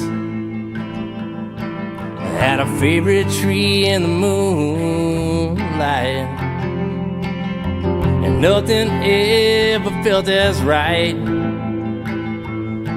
as a favorite tree in the moonlight. I'm coming home, baby, and it won't be long.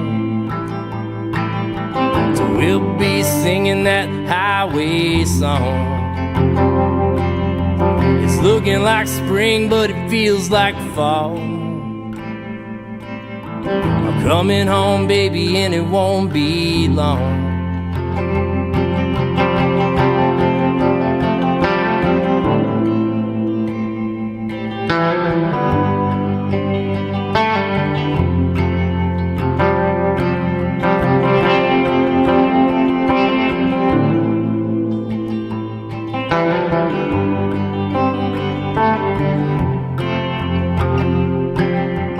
Coming home, baby, and it won't be long. I don't have time to take this thing anywhere. I mean, I've got gigs every week, so. That's true. I'm kind of partial to this one, though, even if it's falling apart. It just wouldn't be the same. It wouldn't be an Ely show if we didn't have a little duct tape. And these strings, I think I don't know when the last time we played together. It's been a couple of months, I'm sure, but I think I still have the same strings on too. Are they the coated strings? They are the coated, so they last. That buys you a little extra time. They last a little longer, but they're definitely they're about to expire. Let's see. Are we? Yeah. Foreshadowing the next song. Yeah. Well, that's one good thing about finger picking is they kind of last a while too. My famous last words, you know. Yeah. I never break strings anymore, right? As you're getting on stage, that's always the thing. I couldn't afford to play with a pick as much as I see people breaking strings when they're strumming real hard with that plastic pick, you know. I'm like, I can't afford those strings.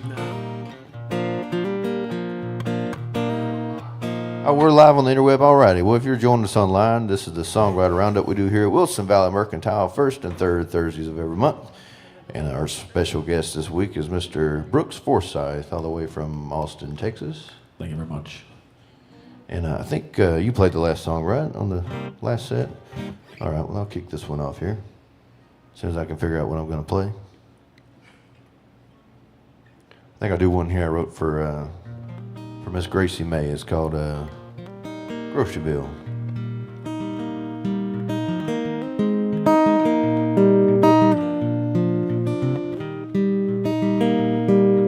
Would you want to split grocery bill with me? Live in a tin can out in the hill country. I'll make the music, honey, if you will paint the scene. How would you want to split the grocery bill with me? I talked to God and he said it'd be alright. I ain't living in sin when the cost of living's high. I'll pay the dues, I'll live on you until the sand and my hourglass is gone and I lose grip of your hand. So would you want to split grocery bill with me? Live in a tin can out in the hill country. I'll make the music, and if you will paint the scene. How would you want to split the grocery bill with me? When you're not here and I'm not over there, I daydream of your presence, wonder the length that I could bear. Broke the rule, we made a fool out of ordinary life. Well, I'll save the Sunday paper when it reads you on my wife. So would you want to split grocery bill with me? Live in a tin can out in the hill country. I'll make the music, and if you will paint the scene. How would you want to split the grocery bill with me?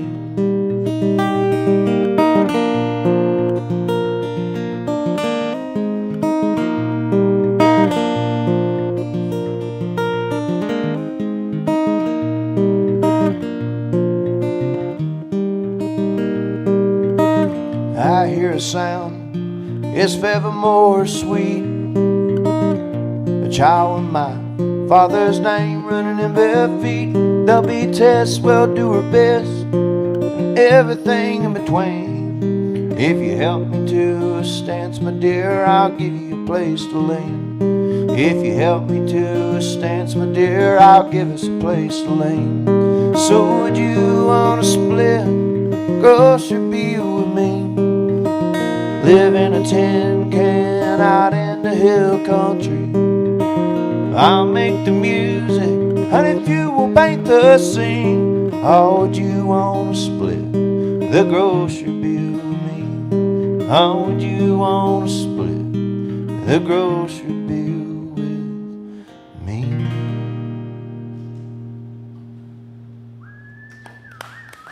Thank you.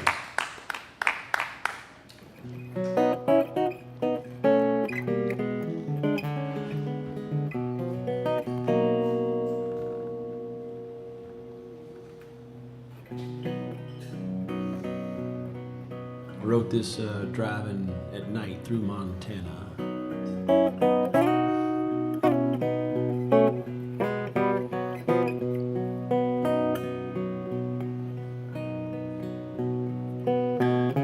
Moon on Montana, shine on me below.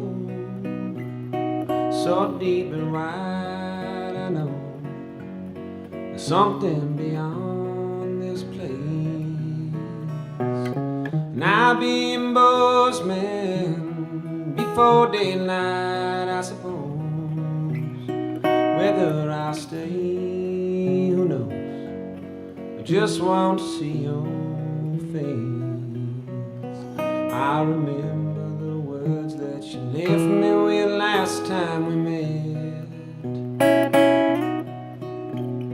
You told me let go, but you know that I just can't forget. And I'll be in Bozeman before daylight, I suppose. Whether I stay, who knows? I just want to see your face.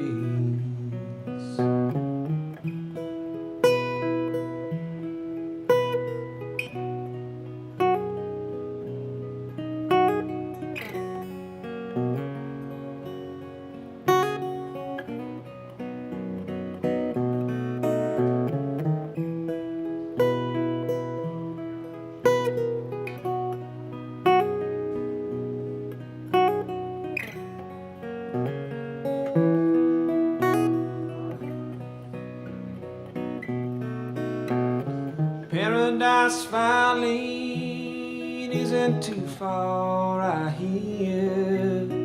Whether I go to see her, I guess that all depends.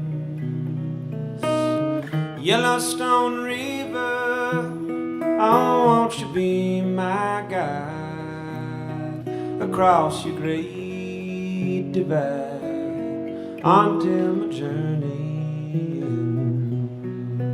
I remember the words that you left me with last time we met. You told me let go, but you know that I just can't forget. On moon on Montana, shine on me below. So deep and wide, I know there's something beyond this place. So deep and wide, there's something beyond this place.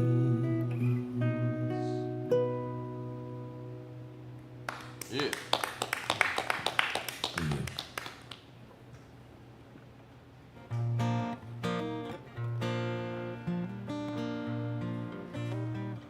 We were just talking about how peaceful it was on that porch out there. I just listened to that song and looking at the cows out there. Can't beat this view.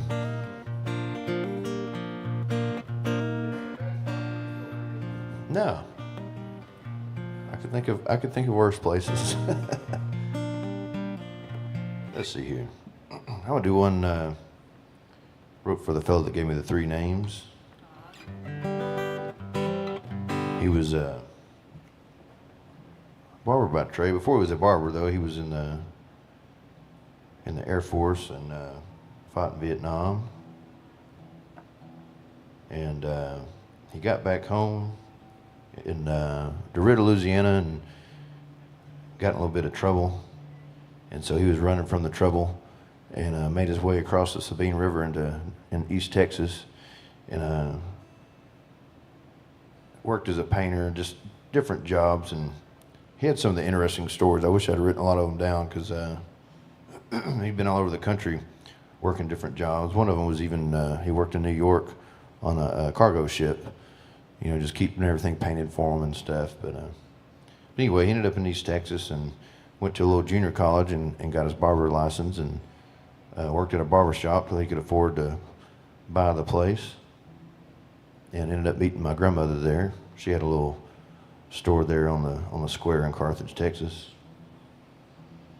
But anyway, he used to cut my hair, and when I still had hair, and he would pop that barber cape and say, "Ely Buck Davis has got the blues." And I was like, "Man, why are you calling me Ely Buck Davis? My name is Ely Davis Buchanan." And he said, "Well, that's going to be your stage name one day."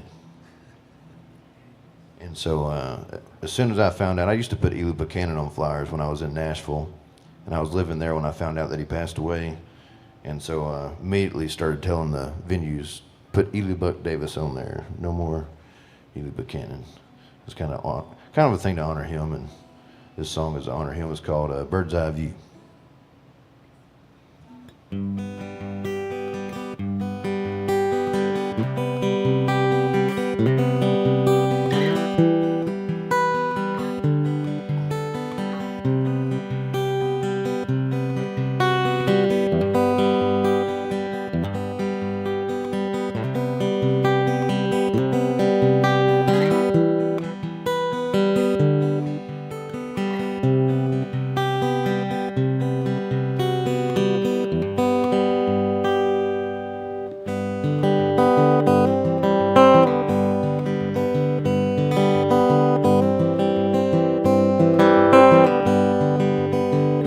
I'm getting stoned on my granddaddy's porch.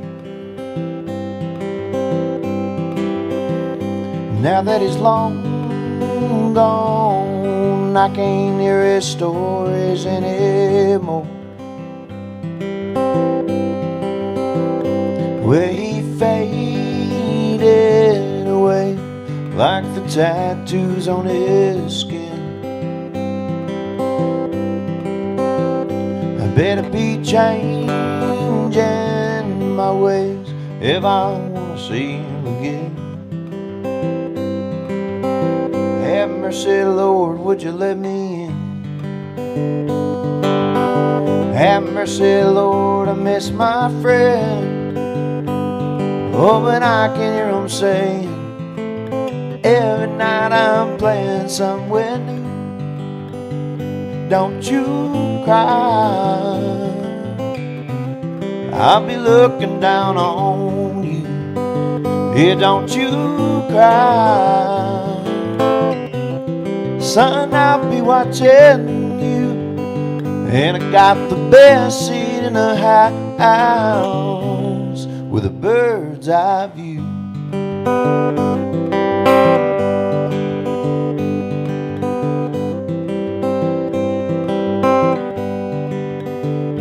My favorite stage to play on was right there by his chair. And he would say, hey son, think you got a good one there. Well, Lord, you got a good one there. Sometimes, Lord, it don't seem fair. Oh, and I can hear them saying, every night I'm playing somewhere new. Don't you cry, I'll be looking down on you. Hey, don't you cry, son, I'll be watching you. And I got the best seat in the house with a bird's eye view. It got the best seat in in a house with a bird's eye view.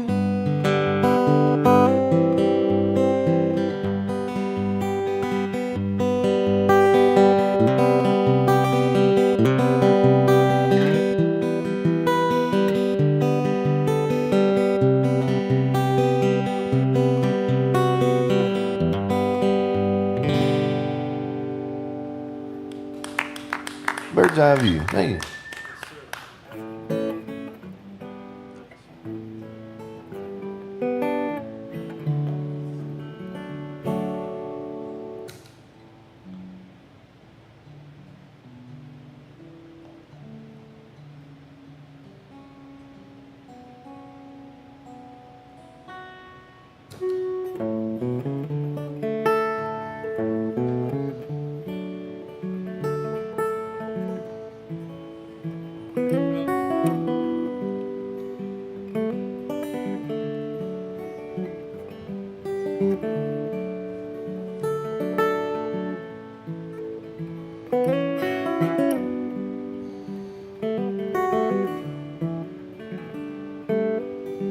Have you ever been left standing in the rain without a friend for miles to call your name? The iron street lamps cast a damn shadow through the fog. There ain't a face that you know. You'd be better off unrecognized, is to keep your helplessness in disguise. When people's pity starts, it'll quickly be won. You might just watch it wash away with the storm. Standing in the rain, no one can see you crying. Standing in the rain, your tears are part of the storm.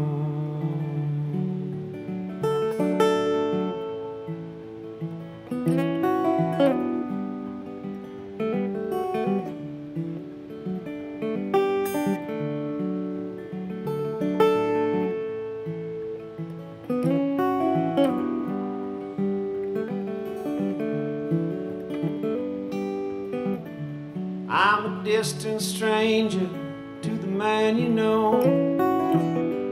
I'm still learning how to change from years ago. I had things that I should have told you then, but by now I don't know where to begin. And I have memories that my daydreams drift upon, from the gentle fields of our golden quiet dawn, and from the fading out of our final stormy dust. I've sung about you on the streets that I bus, standing in the rain. No one can see you crying, standing in the rain. Your tears are part of the storm.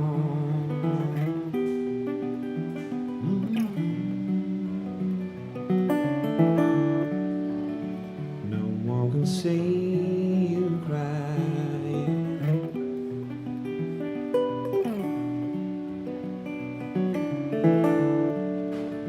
Your tears are part of the storm.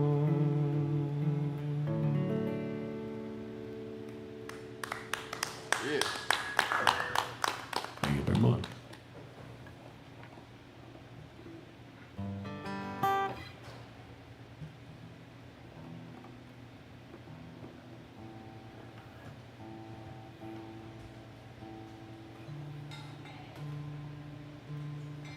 There's a period in my life I was working at this warehouse in Austin, and it was kind of fun because I lived out in Florence, but I drove down to Austin every day, and when I would leave work, I would try some new bar out in Austin or something, and I figured out, well, I'm already down here, I might as well, And it was also, I found out why people have happy hours. It's because when you got the traffic going back home or whatever, it's better just to sit at a bar and, during happy hour and have some, I would stop at a Joe's Crab Shack and have raw oysters on the half shell, and they were like half off, and then some beers or whatever, bucket of beers. And then I would go home. But anyway, on Fridays, I got to this point where I was making a little extra money, and I wasn't playing that many gigs. It was before I met Larry, my lead guitarist, and I was just doing kind of open mics and stuff and working full time. But I got to this point where, for some reason, I got a tent and I put it in the back of my truck, and on Fridays, I would just haul butt down on the coast, and I would sleep on the sand in Crystal Beach, and then I would take the ferry over at night and party in Galveston, take the ferry back and crash. But anyway, I met a lot of crazy characters down there. This is around the time I told you I almost ran into Ramblin' Jack Elliott.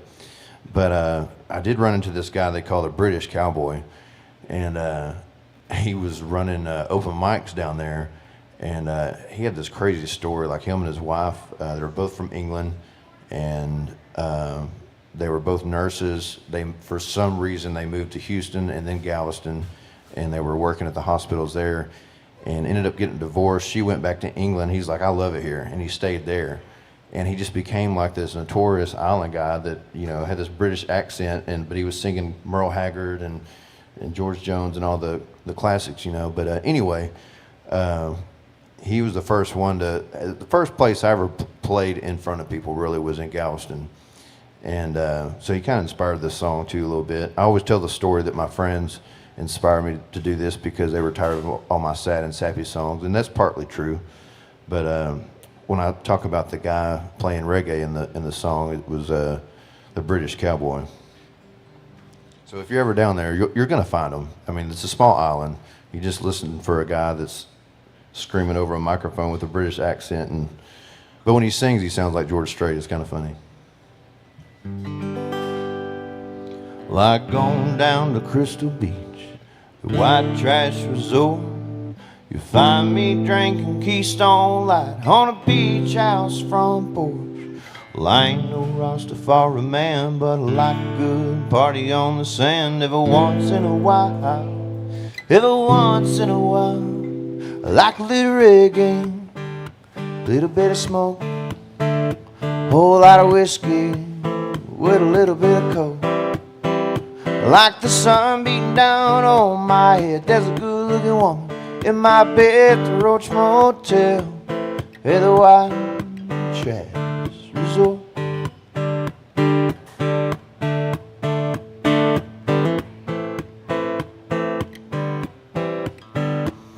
Well, take the ferry to Galveston, go up the seawall, 'cause I can't afford to go to Panama. So I gone down to the bars on the Strand, and I look for some guy with a guitar in his hand. He's playing a little reggae, a little bit of smoke, a whole lot of whiskey with a little bit of coke. Like the sun beating down on my head, there's a good-looking woman in my bed at the Roach Motel at the White Trash Resort.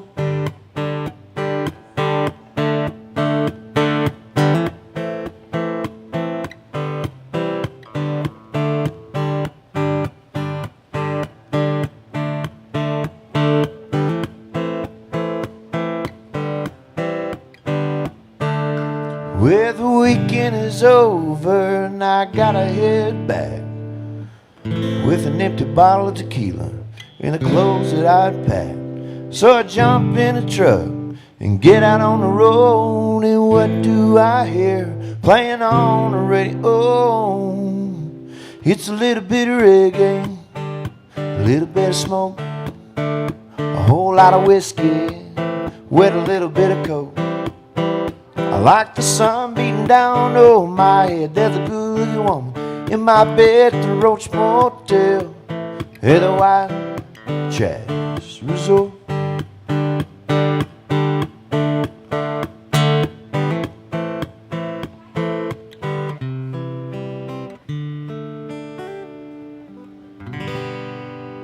I want a little drinking song for you.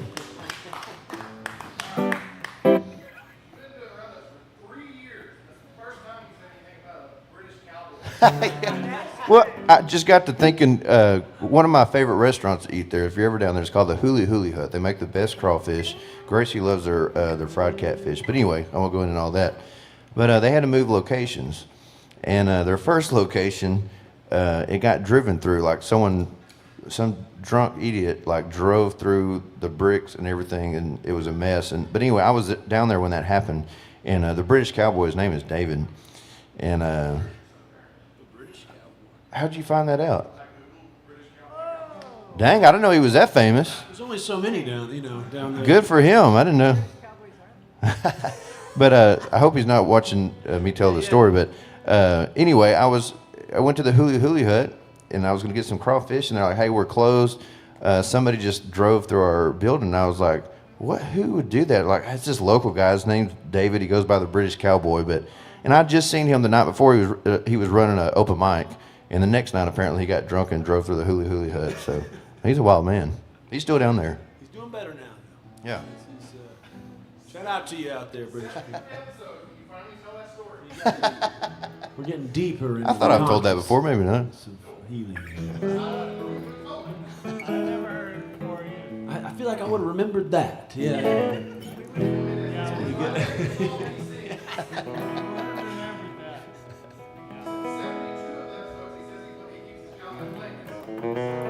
I feel bad. I actually had to call David when I started putting out music and I started taking it more seriously. He had a video on YouTube of me playing that song for the first time on his guitar, and it was like $100 guitar, and it was just and I was probably a little inebriated, and it's a terrible video. And anytime you Googled my name or looked my new music up, that was the first video that popped up. And I was like, David, do you mind taking that video down? Like, I'm trying to get some I'm trying to get some people to find my record here, and this is the first thing that pops up. He's like, oh yeah, man, I got you. It's even worse when that video is like the most viewed thing yes. you've done. Yeah. And I've had that experience a number of times where it's like, well, that's your most valuable video in terms of metrics. It's the worst video of you playing. Yeah. It's the most viewed thing. So. It's still out there. I don't even think it was YouTube. It was like some other kind of site that had videos. Like, I don't know. Even more scary. Like an off-brand of YouTube. All the videos that you've ever made are online. Sleep well tonight.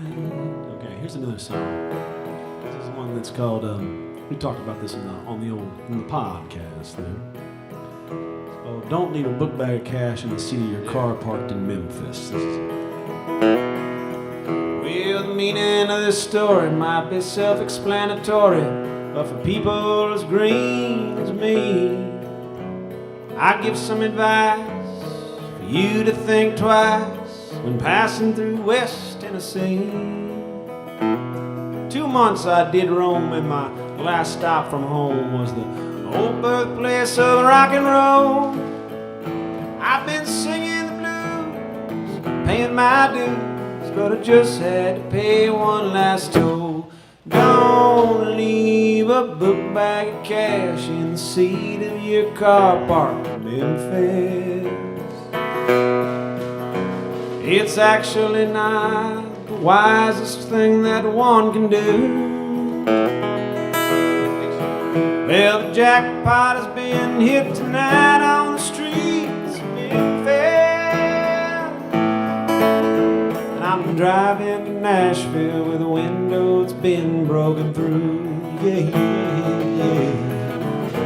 Turns out it's quite cold when you're driving alone on the highway without a car window, and the pieces of glass hidden under your ass tend to float all around when the wind blows.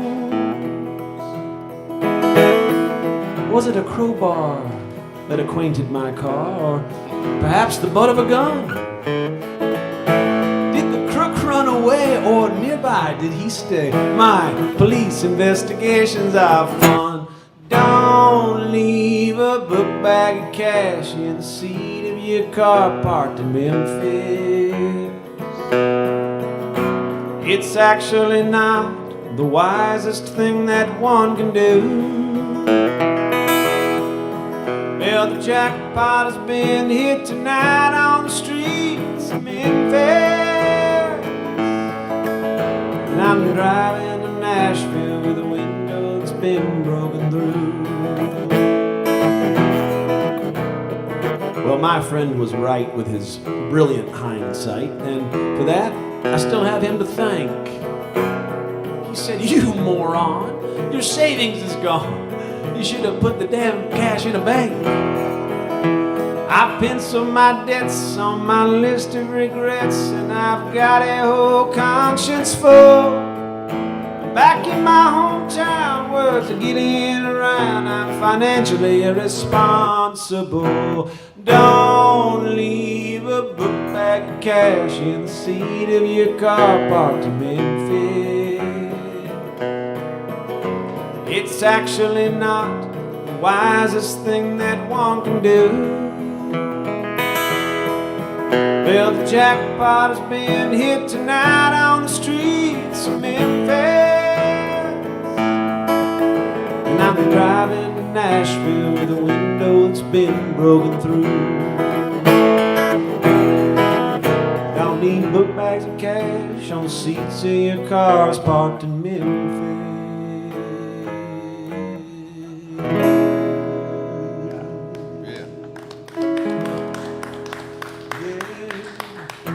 I don't know if you heard me, but I piggybacked off of that song when we did. Oh yeah, oh I remember it. Yeah, oh you, because that was one of the better lines of the night. You got it.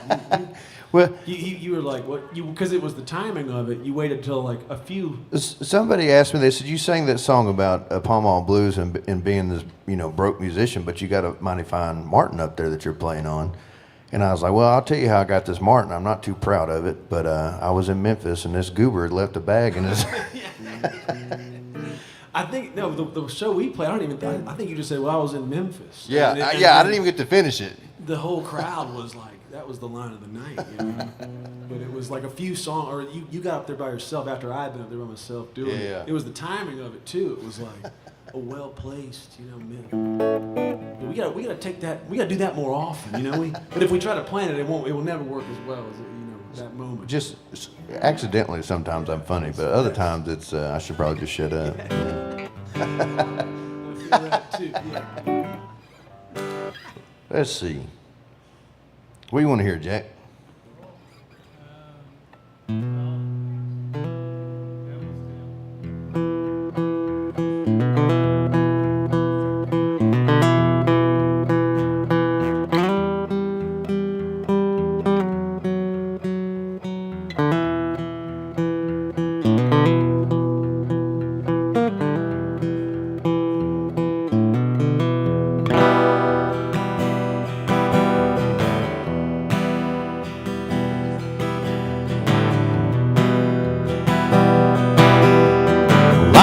The sound of the devil's tail dragging on a hardwood floor, and I've heard the ruckus from the hellhound just a barking at my own back door. And I've heard a woman tell me she don't love me no more. Well, I'd rather hear the devil's tail dragging on a hardwood floor.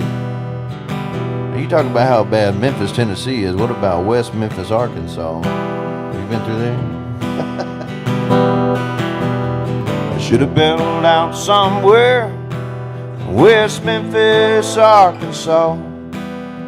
Instead I let her drag my heart from Tennessee to Tennessee. And people say you gotta move on, boy. Hell, she don't love you no more. Well, I'd rather hear the devil's tail dragging on a hardwood floor. The liquor I bought The Pontywood stove show put one hurting on me. Not because it was 90 proof, cause it came from Tennessee. So I'd gone down to the bad side of town just to see what else they'd have in store. They give me that devil's tail, dragging on a hardwood floor.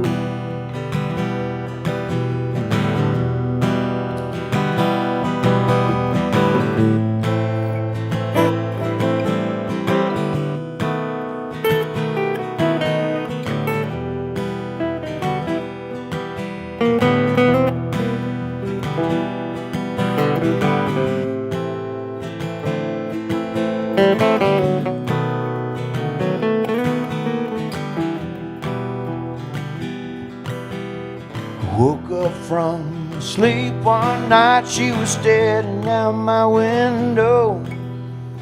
Brown eyes had turned black as coal. Hell, I guess I should have known. Well, I ditched across the kitchen, right through the bedroom door, and then I heard that devil's tail dragging on a hardwood floor. Yeah, I've heard the sound of the devil's tail dragging on a hardwood floor. And I've heard the ruckus from a hellhound just scratching at my own back door. And I've heard a woman tell me she don't love me no more. Well, I'd rather hear the devil's tail dragging on a hardwood floor. Yeah, I'd rather hear the devil's tail dragging on that hardwood floor. Ah, thank you. Yeah, West Memphis, Arkansas is pretty rough. Yeah. Actually, I had a buddy that I went to college with that he became a band director, and that was a job that he got. And he sent me pictures of the school had like high fence all the way around it. And I don't think it was for the kids, it was just to keep the kids safe from the outsiders, which is pretty wild. Yeah. If you gotta have fences on the school, there's something going on. Yeah. That's a good rule of thumb there. So at least you didn't park in West Memphis. Well, you know, I You can't might have imagine got it your being whole- too much worse than what happened to me, but of course it could. They might have taken the whole truck. Yeah, you could come out and there's just a parking spot there. Yeah. I mean, that was kind of like the mentality of the police officer. You know, well, you know, your car's still here. I mean, what are you still bummed about? You know. He's like, you can just move all that glass out into the parking lot. He's like, don't even worry about it. Just. I was like, well, he's a nice guy, you know.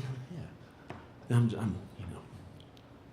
There's a lot of glass in one window. You ever seen a broken window? Anybody? I could do a TED talk on broken windows now. But if you want to book that, John, just a whole other date where I can just talk about. Yeah, all right. We'll come up with our own version. And John just, talk. It's just traumatic experiences, you know, and what not to do next time. Talk with no guitar either, you know, just to. Okay. I'm trying to do a little recording of this. This is a new tune I wrote not that long. I don't think I asked you this. Was the guitar in the truck? It was two. There were two guitars. There's a lot of glasses half full in this. So all they got was the cash. Okay. All they got was all the cash from a tour of 2 months around the country. That's all they got, Ely. It's the only. I'm not trying thing, to downplay it. No. I'm just. The only thing they got was the cold hard cash of 2 months of work. That's all. That was it. That's it. Oh. And my laptop was in the back. Oh dang. So yeah, it actually was it was truly awful. But we're getting back. We're coming back, folks. And this next tune, some cool stuff. Kind of. There are some things that I can paint some positive pictures from it, and I will at some other time. But let's sit in the sorrow of it for now. And anyway, let me try this one out. This is another one I wrote out in that little porch out there. This is later on last year. I haven't played this one too much. I'm gonna try it out here. Let's see here.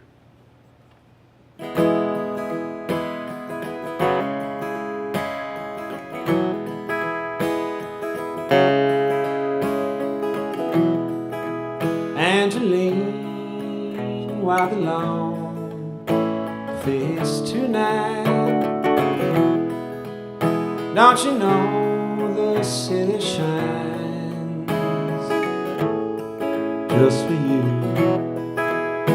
You'll be back in your stride before too long, and your wildest dreams still come true. It may hurt for a while, but you move on. It may sting your deepest nerve, but you can't let what's gone keep on blinding that blissful life that you deserve. Angeline, oh Angeline, please don't cry for what might have been.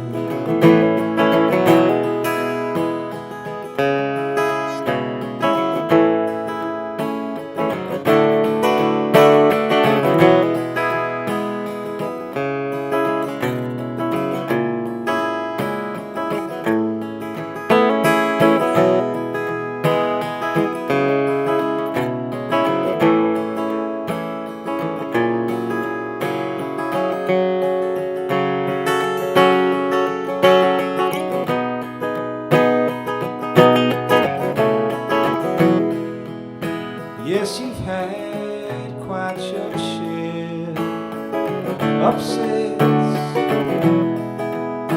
Yes, it can break your heart.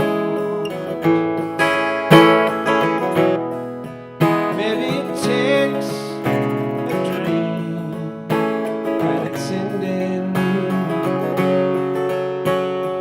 for a new dream finally start. Angeline, oh Angeline, please don't cry for what might have been. Angeline,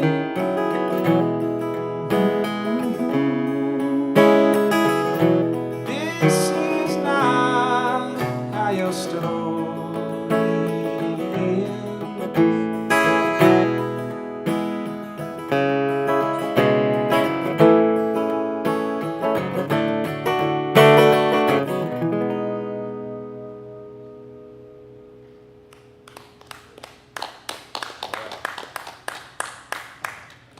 You got a nice little recording of that, didn't you? There you go. Right in front of the speaker, so we'll see how that. There's no way I could have pulled that off. If I did pull that. Man, that porch must have some energy. Oh, the porch. Yeah. The porch is cool, man. It's I should do some live streams from that porch. Yeah, we actually do have a pool. That's my roommate's doing. I didn't have much to do with that, but we have a pool out there. But I'll sit outside late at night, and I do like to stay up late. I don't watch the Sci-Fi Channel late at night, but I do, maybe sometimes. But no, I do sit outside, and I like to just pick the guitar and kind of see what's floating. And there is something about that Austin nightlife air. Yeah. Something be floating by. I've written a number of tunes just sitting out there, and yeah, you start getting inspired, So. Maybe I'll sit on the porch tonight. Yeah, come on. Come sit on the porch. You can rent it. Yes, you can rent it out if you'd like. You just pay me. I won't sit out there with you. Well, I'm doing some pig and dog watching just down the road here, and they got a nice little place out in the countries like this. You can see a long ways, and so I might sit out there tonight, as long as the pigs don't mess with me. That sounds like the recipe for a song, right? It kind of worked out good. I've been wanting to finish these songs, for this recording we were talking about, and my friend's just like, hey, we're going out of town. Could you come stay at the farm and watch the dogs and the pigs for us? And I was like, yeah, that's a good idea. I'd go out there and maybe get some songwriting done. Let's see. I'm gonna do one for Miss Eva.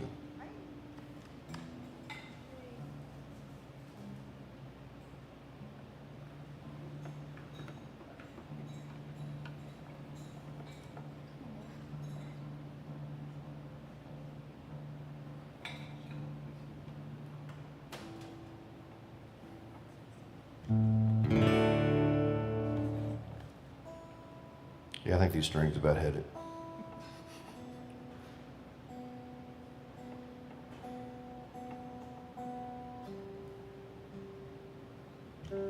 This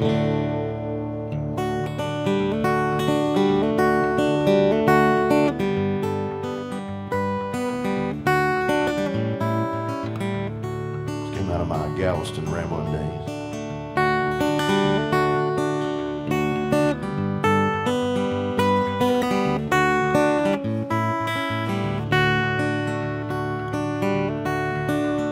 Rambling woman, I've been wondering if I can be old traveling man, be old traveling man.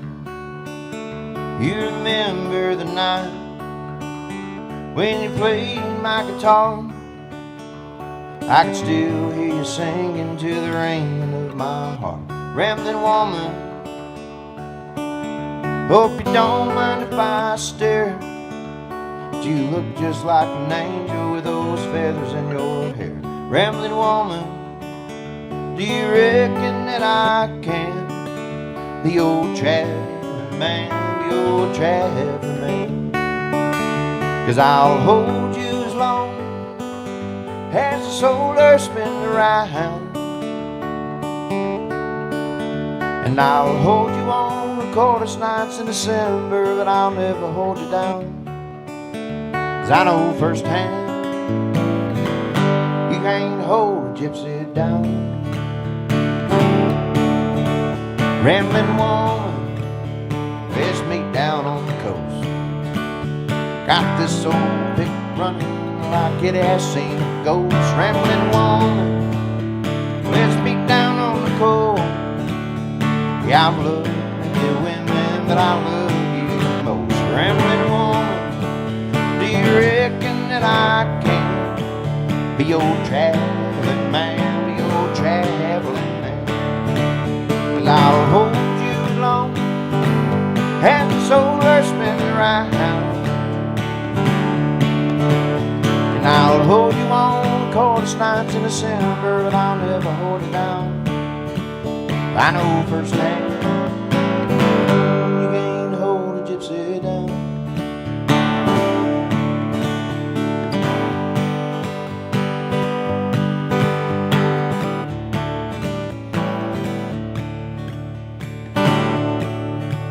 Rambling woman, let's meet up in Nashville. We can talk about that modern sound and lack up at old steel. Rambling woman, let's meet up in Nashville. Long as I got you by my side, don't need no record deal. Rambling woman, do you reckon that I can be old traveling man, be old traveling man? 'Cause I'll hold you as long as the solar spins around, and I'll hold you on the coldest nights in December, and I'll never hold you down. I know firsthand you can't hold a gypsy down. Here we know firsthand you can't hold those gypsies down.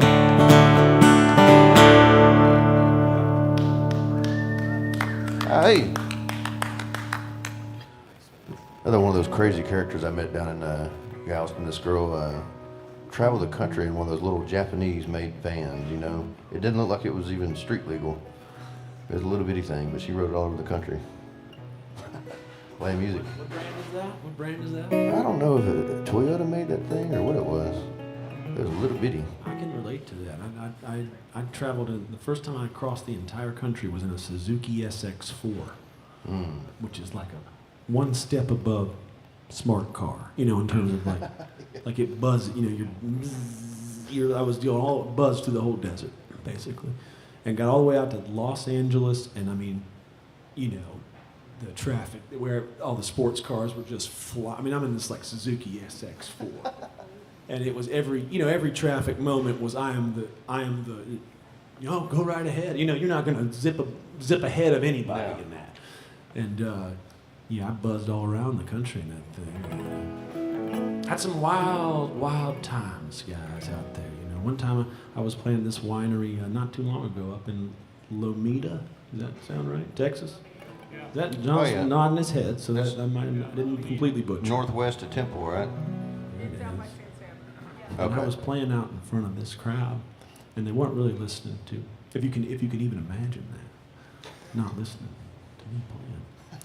And there was a lot of people. It was a nice, pleasant afternoon, about 1 o'clock. And everybody was like spread out, having their little wine and conversations. Real nice day. And far out, there was 100 yards almost out, maybe, of people, but scattered.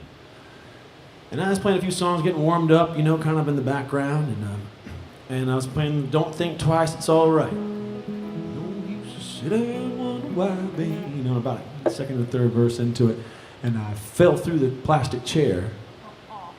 Just completely through it, and my guitar went like I was stuck on the ground in the chair, holding my guitar, and everybody wasn't paying attention after that. I grabbed them, you know what I mean? After that, I had to kind of figure out how to get out of the chair, and but after that, I really got them, you know what I mean? Then they started listening to the set, and that's when I learned that you got to do something to grab them, you know what I mean, Healy?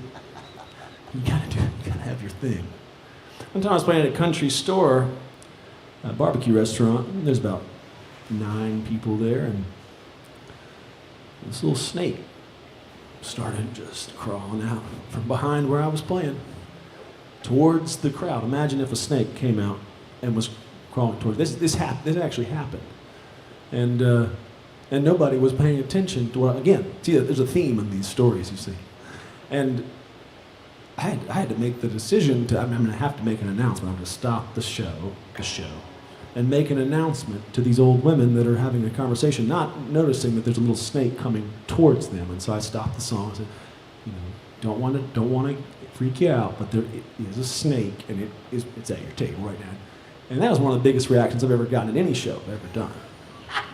I mean, you should have heard these people. And I sort of chalked it up to as a it's not really what makes them get louder, it's how loud they get. You know what I mean? That's always my theme, folks. It's something like that. Thanks again. Thanks for listening. I'm not sure where that started or where it ended, but it meant something at some time to somebody, What's that? Now I got him. Yeah, you might want to watch out. And there's all kinds of omens there. You know what I mean? Don't read too deeply into it, or maybe do. Okay. Well.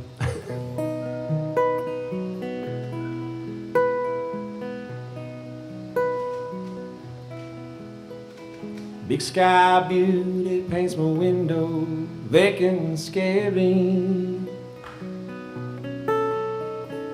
Unloading horrors on my hotel stationery. It's a dark road I'm roaming, and another haunted night in Wyoming.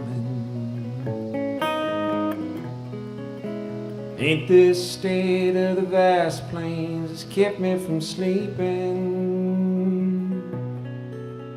It's the state of my mind where my demons are creeping. And your memory's showing on another haunted night in Wyoming.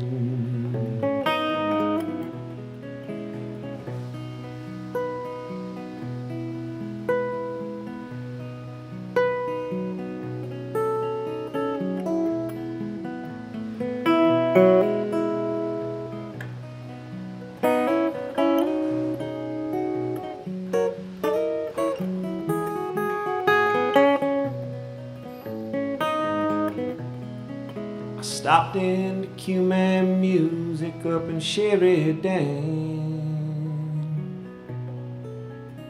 And I got me some records of Charlie Rich and Floyd Tillman. Almost if there were no and be another haunted night in Wyoming. Did I leave you with a forsaken feeling? Too many good times I chased out for the stealing. Seems they weren't mine for owning on another haunted night in Wyoming.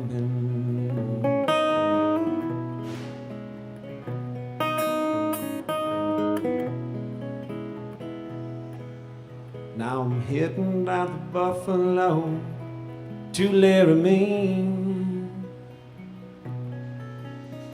It's open plains and skies as far as I can see.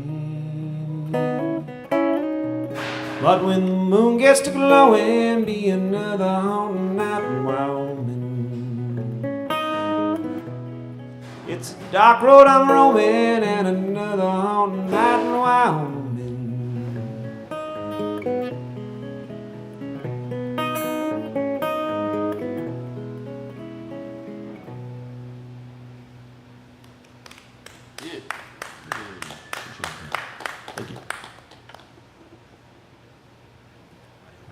We may have a couple of songs left each, and I don't know if you have a set list or what. I mean, I've been sticking strictly to my set list tonight. Well, If you can't tell, I mean, this is everything might seem winged, but this is very planned. Everything I've said and done has been planned. I have a couple of requests, but I don't want you to feel obligated. You mean my songs? But if you could do one of them. This is the first. Okay. Either the Black Zipper Blues. Yeah. Yeah, I've heard that one before. Yeah. Okay. And then I can't think of the title, but there's one about basically saying you'll play anywhere. It's like the musicians.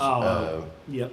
Weddings anthem. and funerals. Yes, weddings and funerals. Okay, I'm gonna do that one first. Okay. I mean, it's your turn though, right? Yeah. Okay. I'm just thinking ahead. Okay. Yeah. So now we do have a set. This is the first time I've had a set list in years. I was just thinking. You should feel honored, John. This is the first. We got to do a really cool show. We got to do a really cool show with Anthony, our mutual friend Anthony Garcia. Yeah. Anthony and Brooks invited me to come out and play with them, and it was in Comfort, Texas. Yeah. At the hotel there. Yeah, Hotel Giles. You didn't hit any deer on the way back? I did not. Actually, and it's a whole other story, but Anthony explained to me which way to go back. Okay. And specifically which way not to go back. And by accident, I wasn't paying attention. I was talking to my wife on the phone, and I ended up going the way that he told me not to go back. I did the same exact thing. And it was terrible. But, I mean, there was a few. Yeah. Anyway, that's a different. That'll be on our TED Talk show. We'll put all that together in a single show. Okay. Yeah. But anyway, I was just thinking back on that show, what an incredible night that was, and but that weddings and funerals that really killed. Pretty good. I think that was the last song of the night or something. Yeah. Yes. Can I request Josie? Yeah. Oh, you got a Josie song too. Okay. This one's about a dog, though. Yeah, mine was about a dog too. Yeah. Oh, was it really? No. Oh, I just caught that. That's terrible. That's funny. She's gonna be commenting now somewhere. If I were on drums, I would have given you a bit of. It is live. It is live. Now, this is about a dog that a legendary outdoorsman and myself shared. He was kind of my babysitter. Probably heard this story before. He was like an 80-year-old man at the time, and my parents would drop me off with him when they would go on dates, and we would ride around and coon hunt. And after they got back from the date, they would meet up with him somewhere in the woods and pick me up and take me back home. But he would just let me ride along, and I don't remember much about it, but I do remember that he carried a recorder. And he would record all the hunts because he wasn't really that concerned about bagging anything or harvesting anything. He was mainly concerned about letting the dogs do what they were bred to do. That was his favorite thing, is to hear them work. And he would go home and listen to those recordings of those dogs, treeing a coon. But anyway, and he had a little column in a magazine called Full Cry Magazine. And so I always thought he was a celebrity because of that. I think that magazine's still in print to this day, but anyway, it's about a dog that we shared. It's called Josie. Josie was a young mountain cur owned by Mr. Ralph. When she smelt the scent of a boar coon, she'd open up her mouth, always determined to be before the moon bowed to the sun. Mr. Ralph would call to her as he loaded up his gun. And he said, "Talk to him, Josie, don't you let him get away. Stand that tree, my baby girl, daddy's on his way. Come running through the wood at 22 and a huckleberry root for a cane, singing, hey, talk to him, Josie, don't you let him get away."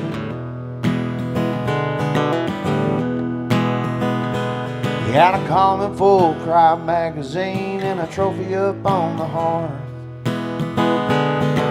Josie won a competition for having the truest bark. She was his prized possession, gave a leave and let me take her home. Somehow Mr. Ralph knew that he didn't have very long. And he said, "Talk to him, Josie, don't you let him get away. Stand that tree, my baby girl, daddy's on his way. Come running through the wood at 22 and a huckleberry root for a cane, singing, hey, talk to him, Josie, don't you let him get away."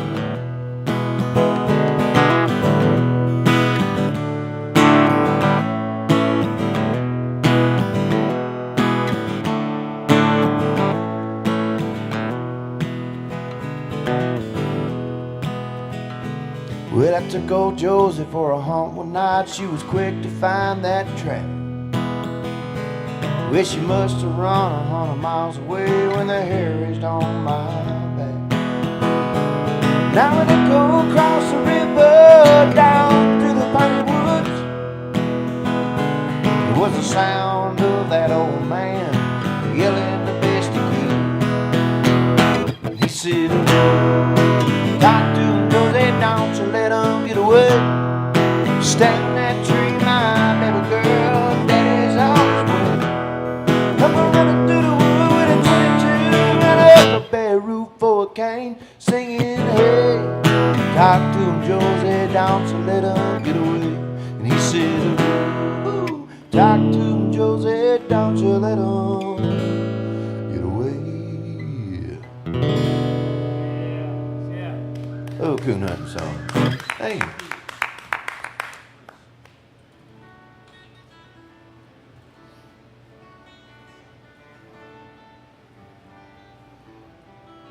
Yeah, I feel like this song is the musician's anthem, songwriter's anthem, everything. That's being generous. That's yeah. Sadly enough, I was recording this in this song's on an album that's about to come out this summer, and it's more of a country style album.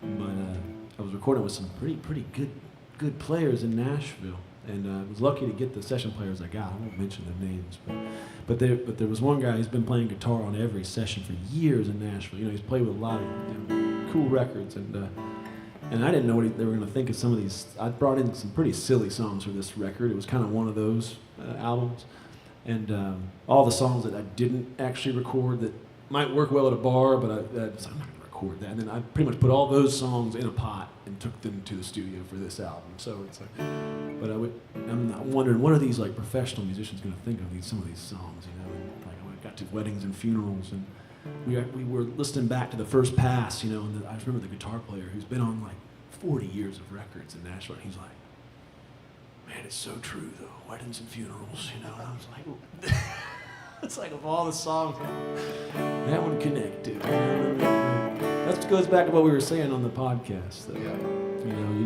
never know what's going to connect with people. But all sincerity, I've been joking around a lot tonight. But thanks again for having me, John. Thanks again for listening and everything. Yeah, appreciate you having me back, man. So, all right, this is Weddings and Funerals. Now going back to the other direction. This is called Weddings and Funerals. Well, weddings and funerals, I'm the singer for the job. Hire me just $50 a pop. In the corner of your bar or at your barbecue, I'd just love to come sing for you. Well, friends, let me tell you, this ain't my first gig. I started off thinking that I'd hit it big. But as time passed, I learned my role in the show. I'm the clown at the old rodeo. I played in the dives to small theaters of sorts, in the frats and the country clubs for affluent cohorts. I've sang on the street corners and in the big halls. I've played shows in bathroom stalls. Yeah, weddings and funerals, I'm a singer for the job. Hire me just $50 a pop in the corner of your bar or at your barbecue. I just love to come sing for you.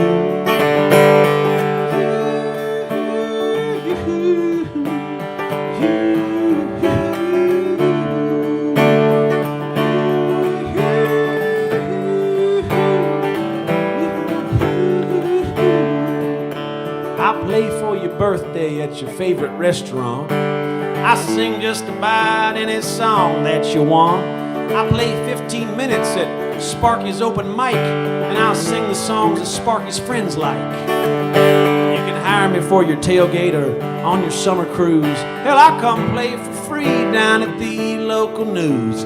And if it's a big enough opportunity, I'll pay you instead of you paying me. Yeah, weddings and funerals, I'm a singer for the job. Hire me just $50 a pop in the corner of your bar or at your barbecue. I just love to come sing for you. And I'll drive 1,000 miles and play at your festival, as long as you send me leaving with a gas tank half full.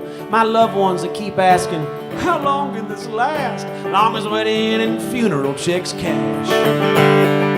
You're sure in luck if it is your big day, whether you're getting hitched or just passing away. I'll run you a special to get the deal done. If you buy now, I'll do 2 for 1. Yeah, weddings and funerals, I'm a singer for the job. Hire me just $50 a pop in the corner of your bar or at your barbecue. Just love to come sing for you. Yes, I just love to come sing for you. Well, I just love to come sing for you.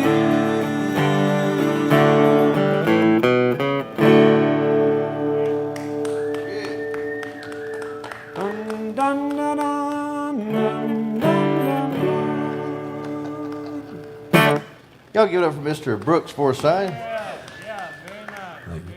My name's Ely Buck Davis. This is the Songwriter Roundup we do here at Wilson Valley Mercantile, first and third Thursdays of every month. And we'll see y'all next time. Mr. Stephen Perez, he does the open mic on the opposite Thursdays. The opposite Thursdays, Stephen, the second and fourth. And if there happens to be a fifth Thursday, they might have open mic, steak night, or what do you got? Oh, yeah. That's what I was kind of thinking. I was like, I bet you that's that the baby brain, as they say. But, yeah. And those late nights. Oh, yeah. All night where you're gonna, she's like, well, he's going to be writing a song over here and bouncing it crazy. Yeah, hopefully they'll like my voice. We'll see y'all next time. Y'all come back and check them out. They got live music every Friday and Saturday night. And if there happens to be a fifth Thursday, they might have a steak night or something like that, a movie night. So y'all come back and check them out. Thank y'all.